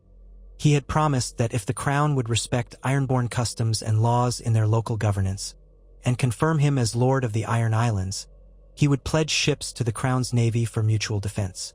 Jon, wary of illusions, wanted to see it firsthand. Viella insisted on accompanying him, despite the potential hardship of sea travel, especially with a child. Ultimately, they decided Alysanne would remain in King's Landing for safety, entrusted to the care of trustworthy ladies-in-waiting and the watchful eyes of Brienne. It was a difficult decision. Viella loathed the thought of leaving their daughter behind, but the risk of exposing Alysanne to a voyage fraught with unknown perils weighed heavier. So they readied themselves for a voyage of uncertain length, ensuring the regency at home was stable. On a foggy morning, they descended to the docks, where a royal ship awaited, crewed by a mixture of Crownlanders and some loyal Northmen who had proven capable sailors. Viella wore a thick cloak over her gown, the sea breeze already tugging at her silver hair. Jon had donned simpler traveling attire, black breeches, a leather jerkin, and the short fur cloak bearing both the Stark direwolf and the Targaryen dragon. Together, they boarded the ship, accompanied by Ser Mathos, Viella's devoted protector, and a small detachment of loyal knights. Tyrion arrived on the docks to see them off, along with Brienne, who carried Alysanne so Viella could say one last goodbye. The princess, nestled in white blankets, wriggled her little arms. Viella cradled her daughter's head, pressing a gentle kiss to her forehead. "I'll be back soon," she whispered, tears threatening to rise. Jon placed a comforting hand on Viella's shoulder, then bent to kiss Alysanne's cheek. The baby blinked with curiosity at the swirl of motion around her, but did not fuss. Brienne bowed to them. "I'll protect her with my life," she promised. Jon nodded. "We know you will. Thank you, Ser Brienne." Tyrion gave a little wave of his gloved hand. "Don't let those seafaring devils show you up. Remind them who's in charge, and try to come back with all your limbs intact." Viella managed a laugh despite her emotion. "We'll do our best." They boarded, and the gangplank was raised. Jon and Viella stood at the rail as the ship pulled away. Alysanne's figure in Brienne's arms grew smaller amid the bustle of the docks. Then the city receded into the distance and the open sea claimed their view. The journey took several days, with the weather remaining oddly calm for that region, though the Iron Islands were notorious for sudden storms. Viella spent much of her time on deck, enjoying the sea air, though she admitted the rocking of the vessel made her uneasy at night. Jon felt a twinge of seasickness himself, but he forced it down, determined not to show weakness. Ser Mathos proved helpful, having spent time crossing the narrow sea more than once. As they approached Pike, the skies turned leaden and the wind picked up. Jagged rocks jutted from the sea. The fortress of Pike loomed on broken crags connected by narrow stone bridges. Towers perched precariously above the crashing waves as though daring the ocean to tear them down. Even after all he'd seen, Jon found the sight formidable. The Ironborn had chosen a seat that matched their harsh worldview, life balanced on the edge of constant danger. The harbor at Lordsport was functional but stark. Gray waves pummeled the docks, sending salt spray into the air. As the royal ship eased in, Ironborn guards in dark leather stood waiting. Jon disembarked first, ensuring his own guards arranged a defensive formation around Viella. She joined him on the dock, her gaze scanning the faces of the Ironborn. Most wore blank, impassive expressions, though a few eyed them with a curiosity akin to suspicion. A tall man with wind-whipped hair stepped forward. He wore a mantle of sealskin over battered armor. His face was thin, his eyes dark. An axe hung at his belt. He offered a quick nod of greeting. "I am Gunnar Harlaw, sent by Lord Draven Greyjoy to welcome you. If you'll follow me, the Lord awaits in the Great Keep." Jon and Viella exchanged looks, neither was certain what awaited them. Still, they had come this far. "Lead on," Jon said. Their party trudged up the winding path from Lordsport, heading toward the cluster of towers that comprised Pike. The wind intensified, howling around them. Foamy waves surged, crashing against the rocks below. They crossed a narrow bridge that swung alarmingly with each gust. Viella gripped Jon's arm, her knuckles white, and he steadied her, feeling his own stomach lurch at the drop beneath them. Finally, they reached the main keep. It was a gloomy structure of whetstone, the interior lit by sparse torches. The hall they entered smelled of salt, dampness, and old iron. But at least it was out of the wind. Guards parted to reveal a figure seated at a rough-hewn table. Draven Greyjoy rose, revealing a man of middle years, hair tied back in a messy knot, a short beard framing sharp cheekbones. Unlike Euron or Balon Greyjoy before him, there was no immediate flamboyance or unhinged intensity about him. He looked more like a practical warlord. A heavy cloak embroidered with the Kraken sigil draped his shoulders. He inclined his head, gesturing at the table. "Welcome, your graces. I am Draven of House Greyjoy, Lord of the Iron Islands. The seas have conspired to keep us apart long enough." His voice carried a hint of dryness. Jon studied him a moment, then gave a curt nod in return. "Lord Draven, thank you for receiving us." Viella, her hood still partially raised, spoke gently. "We appreciate your invitation. The realm stands ready to hear the Iron Islands' concerns." Draven motioned to rough chairs at the table. "Sit. We'll share some bread and salt. The Ironborn do not break guest right." His gaze flicked over Violella's silver hair. "Though we once spat at the notion of Targaryens, times change." Jon pulled out a chair for Viella before sitting beside her. Ser Mahos and a few guards remained standing behind them, watchful. Draven took his seat, and a servant quickly brought bread, a dish of salt, and cups of ale. They observed the ritual, each taking a pinch of salt and a bite of bread, symbolic of mutual respect under the same roof. Then Draven took a long swig of ale, set the cup down, and leaned forward. "Let me be plain. The Iron Islands have always been a different breed than the rest of Westeros. We reeve, we pay the iron price, and we don't bow easily. But we're tired of the endless wars as much as any." He fixed Jon with a direct look. "We have no illusions. The mainland can muster armies that would swamp us if we rose in rebellion. But we don't want to be your thralls. We want to manage our own affairs, levy our own taxes, choose our own local lordships. In exchange, we'll pledge to the crown a portion of our fleet should you face invasion or a rebellion from another corner of Westeros." Viella nodded thoughtfully. "That's a form of autonomy you request, limited independence in essence, but still acknowledging our monarchy. Correct?" Draven said. "We'll send men to fight if the realm is threatened, but we keep the old way of the Ironborn. We stand on our own as much as possible, pay homage only when it's fair and due." Jon considered the proposition. "We'd want to ensure that the Ironborn raids against the Westerlands, the Reach, or the North's coasts are halted. No more reaving along our shores." Draven's lips twitched. "I suspected you'd demand that. I can't promise old traditions will die overnight, but I can impose my will on those captains. They either submit to the new order or face consequences. I'd need your help making it clear that any reaving is no longer tolerated, by punishing those who break the truce. Publicly." Jon nodded. "We can coordinate that. If your men cross a line, we'll expect you to handle them. If you fail, the crown will act." Draven's eyes narrowed, but he gave a curt nod. "Fair enough." Viella clasped her hands on the table, her posture poised. In terms of trade, we'd like the Iron Islands to open up more to commerce with the mainland, legal commerce, not raiding. We can broker deals for fish, iron, and other resources in exchange for wheat, lumber, textiles. If we do this, your people won't have to rely on plunder to survive. The economy in the islands might strengthen legitimately. Draven gave a rough chuckle. Aye, that's the idea, though you might find our folks slow to embrace. We're proud. We'll need time, but I, for one, am done with the old rebellions and the fleeting glories. Euron left us in a sorry state. The rest of my family bled us dry.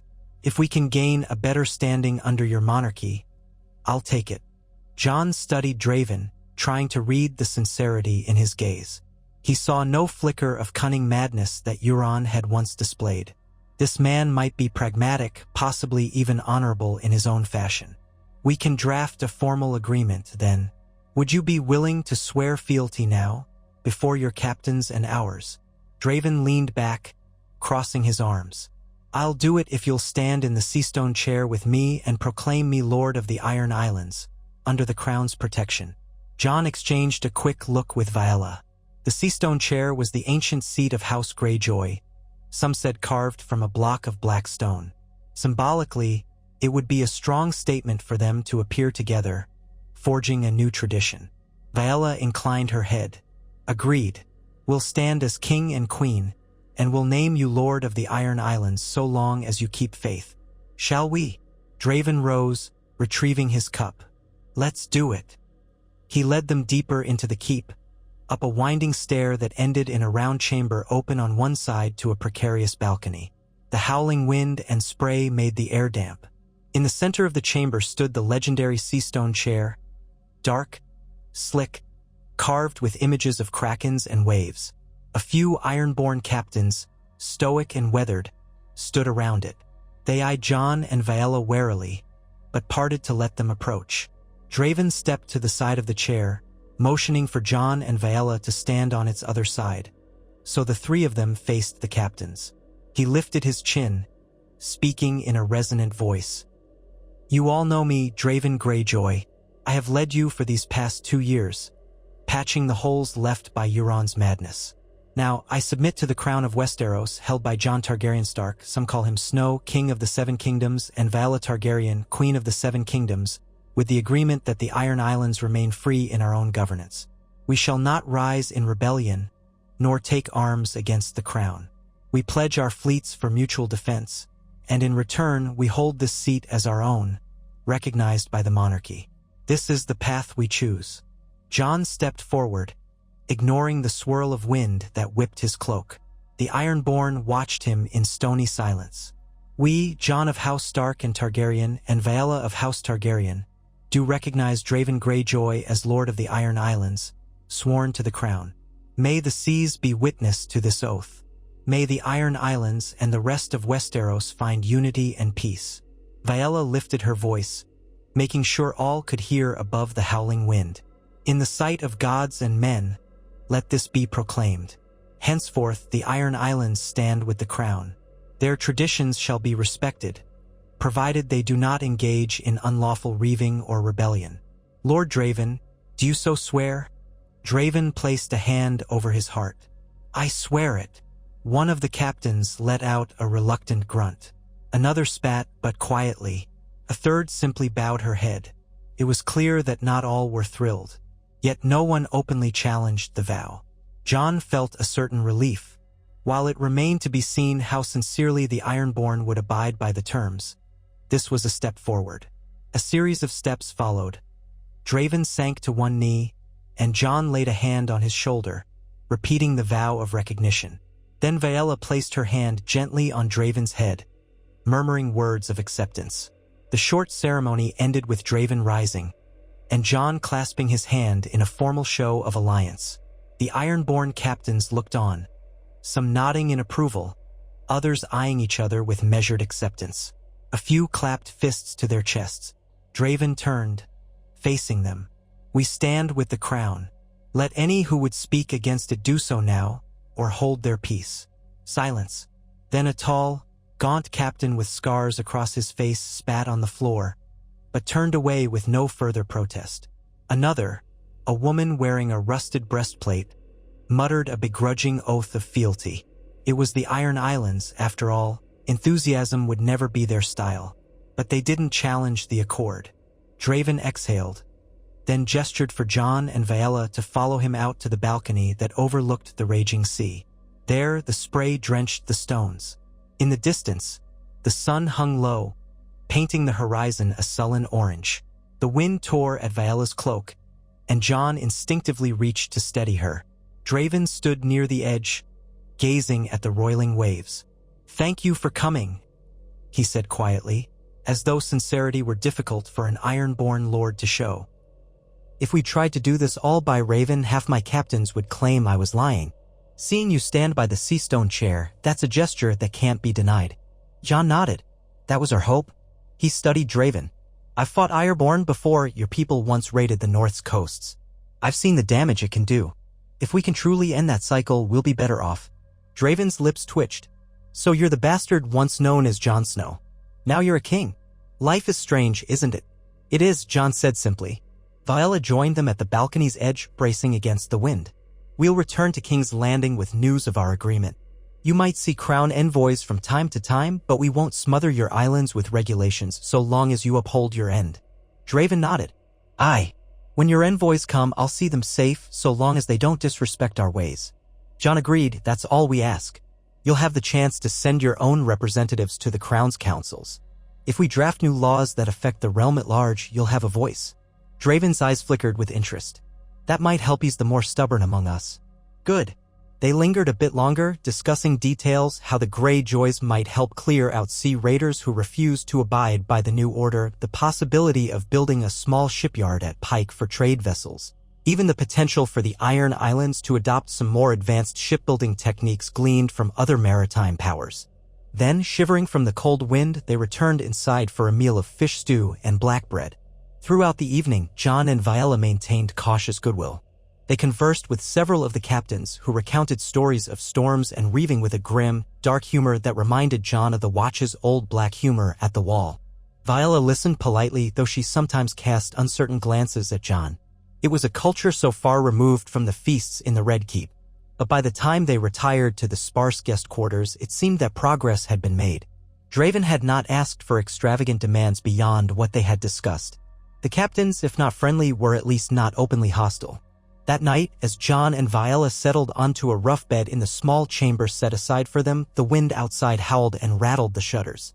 Viella cuddled close to Jon for warmth. He stroked her hair and murmured, "We did well, I think." She nodded. "It's a start. They're proud people, set in their ways. But a formal agreement is more than anyone's had for years. And if Draven can keep them in line." Jon kissed her forehead.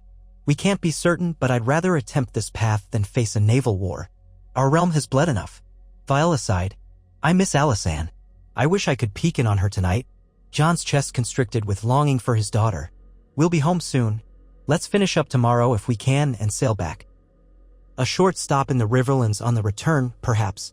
Then we'll hold Alysanne in our arms again." Viella closed her eyes, tension easing from her body. "Yes. Let's." They drifted off to the lullaby of crashing waves and moaning wind. By the time they returned to King's Landing, 2 weeks had elapsed. The return voyage was rougher than the journey out, with storms lashing the seas, but they sailed safely into the Blackwater Bay. On the dock, Brienne stood waiting, as well as Tyrion and a handful of guards.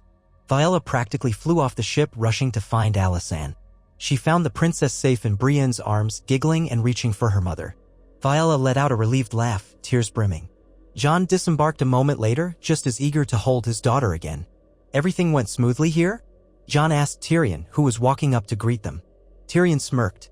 "A relative smoothness, yes. There were the usual daily petitions, a few minor squabbles among local lords. Dorne complains, but that's typical. Overall, no crises. I trust your trip to Pike yielded the treaty you hoped for." Jon nodded. "We reached an agreement.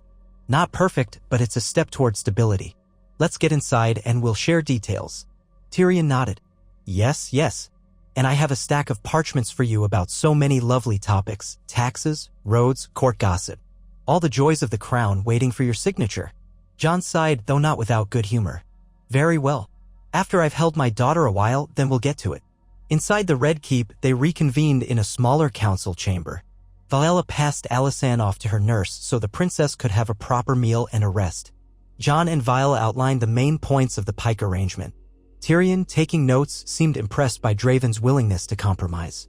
Roderick Celtigar listened carefully, remarking that the arrangement needed to be codified in a formal document recognized by the crown. Jon assented, agreeing to finalize the treaty at once. As the conversation progressed, Tyrion mentioned new letters from the Vale regarding a marriage alliance and a note from the Citadel in Old Town about establishing a college of higher learning for the realm's healers. Viella perked up at that. She had seen how limited some of the crown's healing resources were, and the notion of a more widespread system to train midwives and healers appealed to her. Jon encouraged it. If they could unify the realm not just through politics but also through shared knowledge, it might lessen old animosities. So their daily routine resumed. Jon and Viella quickly fell back into the familiar pattern of dawn audiences, midday councils, and occasional visits to the city's wards. The months rolled on. Alysanne grew from a wobbly infant into a bright-eyed toddler, toddling about on unsteady legs by the time she reached her second name day.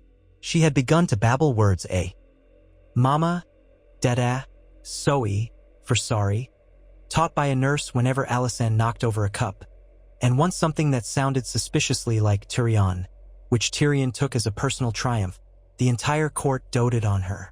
Even the most jaded guards would soften when the little princess approached, tugging on their cloaks. Still, Jon sensed tension in the realm's undercurrents. Whispers circulated about Targaryen blood. Some old families murmured that the monarchy should be purely Targaryen if it was to exist at all, while others insisted that the only reason they accepted a Targaryen on the throne was because of Jon's Stark heritage. There were also questions about the future. If something happened to Jon and Viella, would Alysanne truly unite the realm, or would old factions resurface? Jon did his best to address such worries through open lines of communication, traveling often to major seats of power. Viella joined him when she could, though sometimes she remained in King's Landing with Alysanne if the journey seemed too dangerous. They faced no major uprisings, only the smaller sparks of discontent that flicker in any large kingdom. Each time, they tried to quell it through negotiation or a swift show of force, leaving no illusions that the monarchy was weak. One crisp autumn afternoon, Jon and Viella stood on a balcony overlooking the training yards. A light breeze carried the scent of falling leaves. Below, knights and squires sparred in the yard, their swords clanging. Alysanne was inside with her nurse, napping after a rambunctious morning of playing in the corridors. Viella looped her arm through Jon's, leaning into him. "Do you ever think about returning to Winterfell for a time? Properly returning, I mean, not just a short visit, but living there for a few months." Jon exhaled. "Sometimes. I miss the north. I miss the snow and the quiet. But the realm needs us here, it seems." Viella brushed a strand of hair from her face. "What if, in the coming year, we arrange for a longer stay in Winterfell? Sansa has written, inviting us to see the improvements they've made. The north may be stable, but it remains our duty to visit. And it might do us good to spend some real time among your old home and let Alysanne see her northern heritage." Jon felt a surge of longing for the place of his childhood. "That sounds like a good idea. The roads should be passable now that the winter has receded. We can set up a regent in King's Landing. Tyrion or the small council can handle routine matters, with our oversight by Raven." Viella smiled. "Yes, I'd like to feel the snows of Winterfell again. I only spent that short time there when we first met, and it was overshadowed by so many politics. Maybe this time we can be more at ease." Jon squeezed her hand gently. "Then we'll make it happen." They descended to the yard, discussing the logistics of a royal progress to Winterfell. They would bring a modest retinue. No massive show of force, but enough to display the monarchy's presence. Alysanne would come with them, of course, along with key guards and a few counselors. The journey would take weeks, but they could break it up with stops in the Riverlands, forging renewed ties as they went. A few days later, they formally announced their plan to the court. Tyrion agreed to serve as interim regent in King's Landing, with Roderick Celtigar and Ser Brienne on hand to assist. Preparations for the trip began. Wagons were outfitted, horses readied, ravens sent to lords along the route. Sansa, upon receiving the news, sent back a terse but clearly pleased response. You will be welcome in the north. The people long to see their king and queen, and your daughter, too. They set out in late autumn, the air crisp but not yet bitterly cold. Jon rode at the head of the column, with Viella and Alysanne in a comfortable wheelhouse behind him, accompanied by a small escort. Alysanne, now 2.5, peered out the window, exclaiming at the changing leaves, marveling at streams and small animals along the way. She was old enough to be delighted by the journey, but young enough that she would tire quickly. Viella made sure to schedule frequent stops so that the princess could stretch her legs and so the traveling party did not wear itself ragged. The traveling retinue passed through the Crownlands first, where local villages turned out to wave and cheer. Then they crossed into the Riverlands, stopping at Harrenhal, a place that always made Jon's skin crawl with its haunted towers. Lord Harren's descendant, though that line was near non-existent, had left the castle to minor lords, so it was more a stronghold for the crown's men than a living seat. Even so, the locals welcomed them. A small feast was held in the castle's massive, half-ruined hall, where Alysanne gaped at the high, charred vaults overhead. Travel continued. They passed the Trident, where Rhaegar Targaryen had once fallen to Robert Baratheon's hammer, and Jon paused to stare at the rippling waters, recalling the stories of that fateful battle. Now the place was quiet, the ghosts of war replaced by fishermen. Alysanne asked why he seemed so sad. He could only say it was a place of old memories. Viella stood beside him, resting a hand on his arm, offering silent support. They pressed on toward the neck. Houses small and large extended their hospitality. Old lords who had once sworn loyalty to the Tullus or the Freys now welcomed the new monarchy with uncertain courtesy. In many towns, the people seemed enthralled by the little princess with silver-streaked hair, giggling as she reached for them. Jon saw wonder in their faces. These were the same folk who had endured endless strife not so long ago, and now they were hosting a traveling royal family at peace. It was as if they were living in some new, improbable chapter of history. Then came the approach to Moat Cailin, ancient gateway to the north. Marshy lands stretched on either side of the causeway. Jon felt his heart quicken. He was coming home. Even though he had spent years in King's Landing, the sense of belonging here never fully left him. Viella took in the change of scenery with curiosity, remarking on the thick stands of pine and the gloomier skies that rolled in as they moved deeper north. When they finally drew near the walls of Winterfell, the day was gray, a light snowfall dusting the fields. The familiar towers rose, their stone tinted by the faint winter sun. Sansa and her retinue stood outside the gates, warmly cloaked, with bannermen of the north arrayed behind her. Jon dismounted and moved forward, feeling a swell of emotion as he took in his sister, no, his cousin, but sister in every way that mattered, standing there, a small smile tugging her lips. Jon, Sansa said simply, stepping toward him. She wore a heavy cloak of white fur embroidered with the Stark sigil. Her hair was pinned back in an elegant style, bright against the pale sky. Jon embraced her, voice rough. It's good to see you again, Sansa. She closed her eyes for a moment, returning the embrace. Too long, she murmured. Behind them, Viella descended from the wheelhouse, helping Alysanne down. The child stared at the snowflakes drifting through the air, wide-eyed, then at Sansa with a curious expression. Sansa smiled, stooping to greet the little princess. You must be Alysanne, she said gently. I'm your Aunt Sansa. Alysanne clung to Violella's hand, but nodded shyly.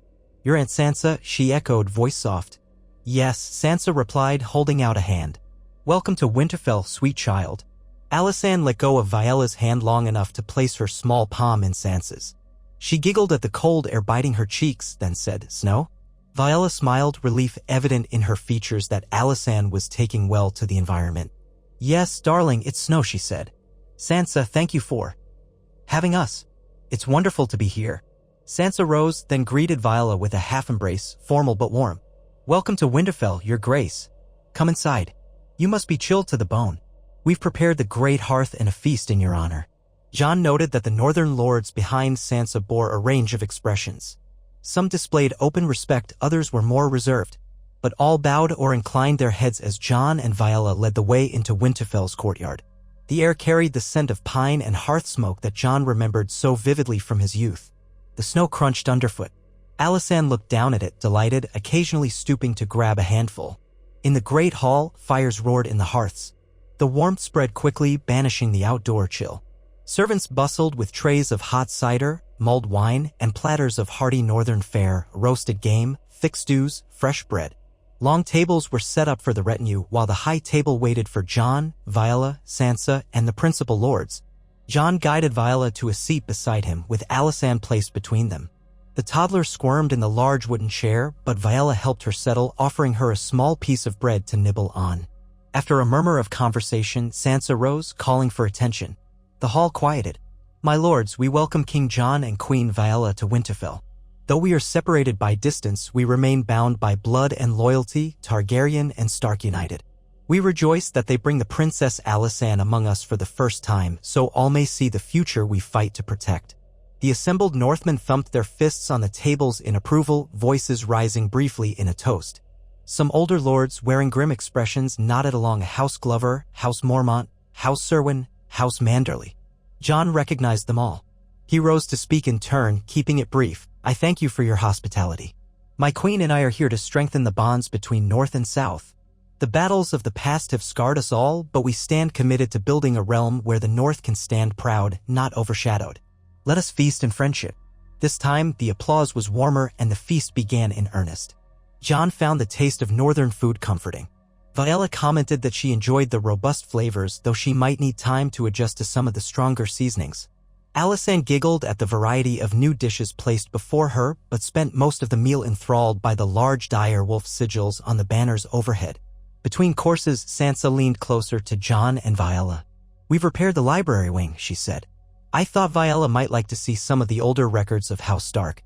We also uncovered a few tomes related to House Targaryen's early dealings with the North from the time of Torrhen Stark. Perhaps they'd interest you." Viella's eyes lit up. "I would love to see them." "Thank you, Sansa." Jon noticed how far Winterfell had come. The destruction wrought by Ramsay Bolton and subsequent battles had been repaired. The hall looked as it had in his childhood, simple yet dignified. His heart swelled with pride for Sansa's leadership. Later that night, after the feast, they retired to the chambers set aside for the king and queen. A small cradle had been prepared for Alysanne. The child, exhausted by the excitement, fell asleep almost instantly. Jon and Viella stood by a narrow window, gazing out at the courtyard where snow drifted lazily. "It's so peaceful here," Viella whispered. "The city can be so loud and chaotic. This is calm." Jon smiled, remembering countless nights in Winterfell's hush. A calm that sometimes conceals harsh realities. "But yes, it's peaceful." He inhaled. "Part of me never wants to leave again." Viella leaned into him, resting her head on his shoulder. "Maybe we'll stay for a good while. Sansa can show me all the hidden corners of the castle. I've heard about the crypts, though I admit the stories frighten me a bit." Jon's expression grew sober. "The crypts hold many memories. Lyanna's statue is there, the place where I realized the truth of my parentage. Can be heavy, but you're welcome to see it. I'll go with you if you want." She nodded. "I do. Tomorrow, perhaps." A silent moment passed between them, the warmth of the fire contrasting with the chill wafting from the window. Jon leaned down to kiss Viella softly. In this quiet northern night, with snow drifting beyond the walls, they felt far from the burdens of King's Landing. For a short while, at least, they could simply be a husband and wife, parents to a drowsy child, part of the ancient tapestry of Winterfell's history. Over the following days, they fell into a gentle routine. Sansa, ever the gracious hostess, arranged small gatherings with the local lords, hunts in the nearby woods, tours of the newly restored sections of the castle. Alysanne discovered the joys of waddling through fresh snow, squealing whenever she flopped over. Viella, for her part, spent a fair amount of time in the library, poring over tomes that recounted the North's earliest dealings with the Targaryens. She found references to King Torrhen Stark bending the knee to Aegon the Conqueror. Some accounts praised it as wisdom, others scorned it as cowardice. But she saw the seeds of the North's pragmatic approach, the willingness to negotiate if it spared their people from dragonfire. Jon joined Viella in the library whenever he had a spare moment. He was no scholar, but he found the stories gave him a sense of perspective. The realm had always wrestled with these questions of loyalty and identity. Their current union wasn't an anomaly. It was another step in the long dance between Stark and Targaryen. One frosty morning, Viella reminded him of her wish to see the crypts. With Alysanne in the care of her nurse, they donned thick cloaks and took torches to descend the winding stair that led beneath the castle. The chill here was deeper, penetrating. The darkness pressed on them like a memory of all that had come before. Their footsteps echoed on stone as they passed the silent statues of dead Starks, each statue bearing a likeness of the lord or king it represented, iron swords laid across the laps to keep restless spirits at bay. Viella walked slowly, the torch casting flickering shadows on the walls. The faces of ancient Starks seemed to watch them with solemn eyes. Jon paused before one statue, Lyanna Stark. She was depicted as a young woman of austere beauty, a wreath of winter roses carved around her. Jon felt the same old pang, the memory of learning that this woman was his mother, the parent he never knew. Viella stepped closer, her voice hushed. "So this is her?" Jon nodded, throat tightening. "Yes. She died giving birth to me. Ned Stark promised her he would protect me. He did, but it meant living as a bastard all my life." He swallowed. "I owe her everything, though I never met her. I owe her my life." Viella extended a hand, hesitating, then touched the edge of the statue's cold stone robe.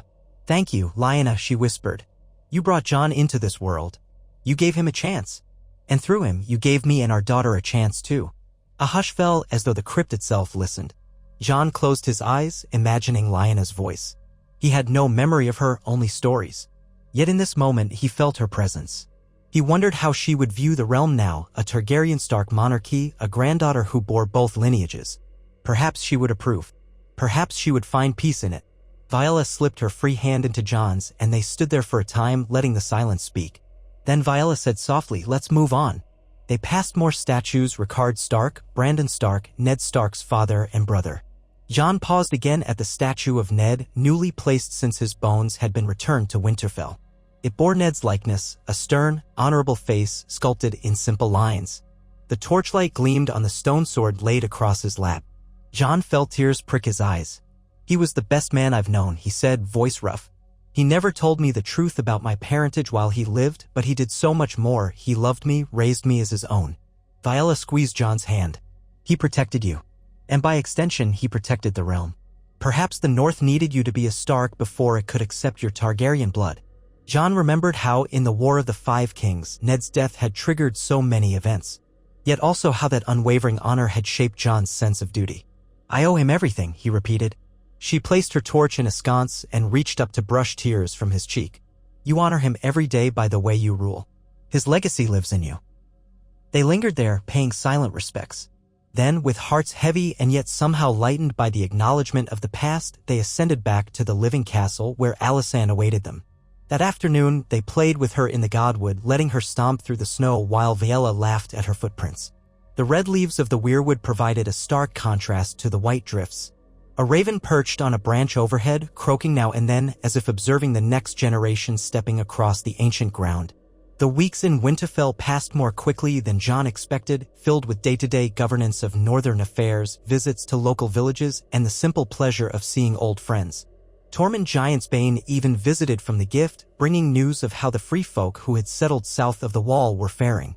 He treated Viella with a kind of cheerful irreverence, calling her Dragon Queen, but offering no offense. Alysanne was entranced by Tormund's wild red beard, giggling whenever he made silly faces. One evening, after a council session with the Northern Lords, Sansa asked Jon and Viella to join her for a private dinner in a smaller solar. There, the three of them ate in relative tranquility, discussing the realm's progress. The fire crackled and the table was laid with simple but hearty dishes, roasted root vegetables, a well-seasoned venison roast, fresh bread. Wine flowed, though they drank sparingly. Sansa set down her cup and looked at Jon. "I've been thinking," she said carefully. "The North is stable. We're sending shipments of lumber and grain to King's Landing to support the crown. We have a handle on our lord's concerns. If you and Viella wish to stay longer, you can, but I also know the realm beyond might need you. Perhaps you'll want to check on King's Landing and the rest of the kingdoms before too long." Viella nodded. "Tyrion writes often, but letters can only convey so much." Sansa studied her hands. "I just want you both to know you always have a home here. Winterfell is yours. If ever the intrigues of King's Landing grow unbearable, come north again." I'll keep it safe for you. She smiled softly. And for Alysanne, too. Jon felt a rush of gratitude. Thank you, Sansa. That means more than I can say. He reached out, giving her hand a squeeze. And thank you for caring for the North so well. If father could see you now. Sansa's eyes glistened. I hope he'd be proud. Sometimes I still feel I'm just a girl trying not to trip over my own skirts. Jon shook his head. You've become a leader in your own right. The realm respects you, not just the North. Viella inclined her head. Indeed. I admire what you've done here. You've balanced strength and mercy, tradition and progress. It's no simple feat. Sansa exhaled, fighting a smile. Thank you. But let's not dwell on flattery. Have you decided when you might head back? Jon glanced at Viella. I was thinking in another fortnight. That should give us time to finalize a few matters and also enjoy a bit more of Winterfell. Viella agreed. Yes, I'd like that. Sansa nodded, satisfied. Very well. I'll organize a farewell feast for you before you depart. Make sure you leave with a proper memory of home.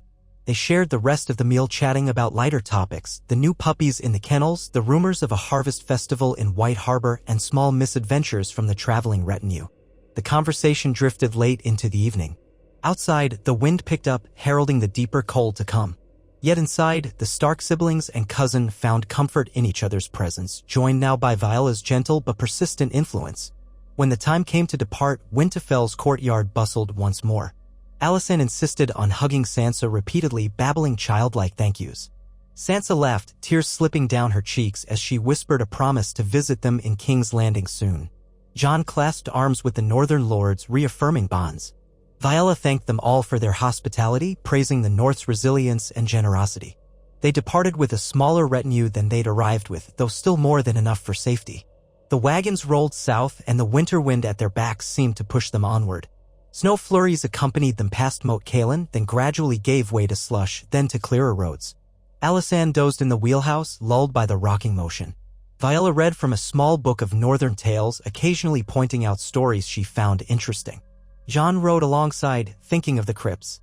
He would remember that moment forever, standing with Viella before Lyanna Stark's statue, acknowledging the strange fates that had led him here. He thought of Ned Stark, who had once left Winterfell for King's Landing and never returned. Jon vowed that he himself would not be lost to the city's intrigues. He would keep returning north, keep that part of himself alive. They made their way through the Riverlands without incident. Along the route, they learned from local ravens that Tyrion was faring well as regent, though a fresh wave of petitions awaited them. The Iron Islands had thus far honored the treaty, no reports of large-scale reaving. The Westerlands were grumbling about taxes again, but that was more or less expected. In all, the realm seemed at peace. 3 weeks later, they at last spied the outline of King's Landing. The city's walls and towers rose in the haze of the warm southern air. As they approached the gates, guards saluted and parted, letting the royal procession pass. Jon felt the usual knot in his stomach. This place held so many memories of war and turmoil. But it was also where he and Viella had forged their marriage, where Alysanne was born. It, too, was home in its own way. The Red Keep greeted them with a flurry of attendants. Tyrion stood in the courtyard, arms folded, wearing a slight smirk as the wheelhouse rolled to a halt. Brienne, in her white cloak, looked on with stern approval. Viella disembarked, adjusting Alysanne's cloak. The toddler blinked around, reacquainting herself with the city she had left weeks ago. Tyrion approached with a mock bow. Your graces, your court awaits within. I trust you had a pleasant journey. Sansa sends me letters praising your visit. She also included some special northern mead for me, so I'm forever in your debt. Jon chuckled, dismounting. It was good to be home. How are things here? Manageable, Tyrion said with a shrug. We have a petition from a group of merchants in Flea Bottom wanting more official representation in city governance, a mild uproar from certain lords about new trade levies, and on the bright side, a new envoy from the Free City of Bravos expressing interest in increased trade. All of it is waiting on your table. Viella exchanged an amused look with Jon. Back to work, then. Alas, Tyrion said, though he wasn't entirely without empathy. At least the city remains calm. I haven't had to quell any riots in the last month. They went inside, guards trailing. The corridors felt warm compared to the brisk north. As they passed through, servants bowed or curtsied. A few reached out to wave at Alysanne, who waved back with a grin. Jon let out a sigh, half exhausted, half content. He was home again, both homes, as it were. The monarchy still stood, the realm was still at peace, and their family was intact. Later, as they settled into their chambers, Viella fussed over Alysanne, who had grown cranky from travel fatigue. Jon stepped onto the balcony, gazing down at the city. The day's light was waning, the sky turning soft hues of pink and orange. Smoke curled from hundreds of chimneys. The hush of King's Landing at twilight carried a resonance. A city that once smelled of fear and ash was now reclaiming normalcy. He heard Viole's voice behind him, soothing Alysanne, who began to quiet.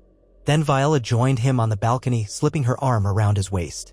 Together, they watched the sun dip behind the city's sprawl. Alysanne rubbed her eyes, leaning her head on Viola's shoulder. Jon cleared his throat, voice soft. We've come a long way from what this city saw during the wars. Sometimes I still dream of it burning. Viella pressed her cheek to his shoulder. Those days are behind us. The realm is healing slowly but surely. He turned to brush a kiss on Viole's temple, then rested his hand on Alysanne's small back. We'll keep building a better world for her, he said quietly. And for all those who come after. Viella nodded, gazing at him with gentle conviction. We will. Every day, every treaty, every difficult choice, it's all for that future. In the gathering dusk, the three of them remained on the balcony, family and monarchy intertwined. Far below, the city's lights began to flicker, a tapestry of possibilities. They stood there until the last glow of day vanished, holding on to each other as the realm they governed settled into another night of fragile peace. And in that moment, they felt certain they would continue to face every challenge, forging unity out of old bloodlines so that the promise they had made of a new dawn for Westeros would endure.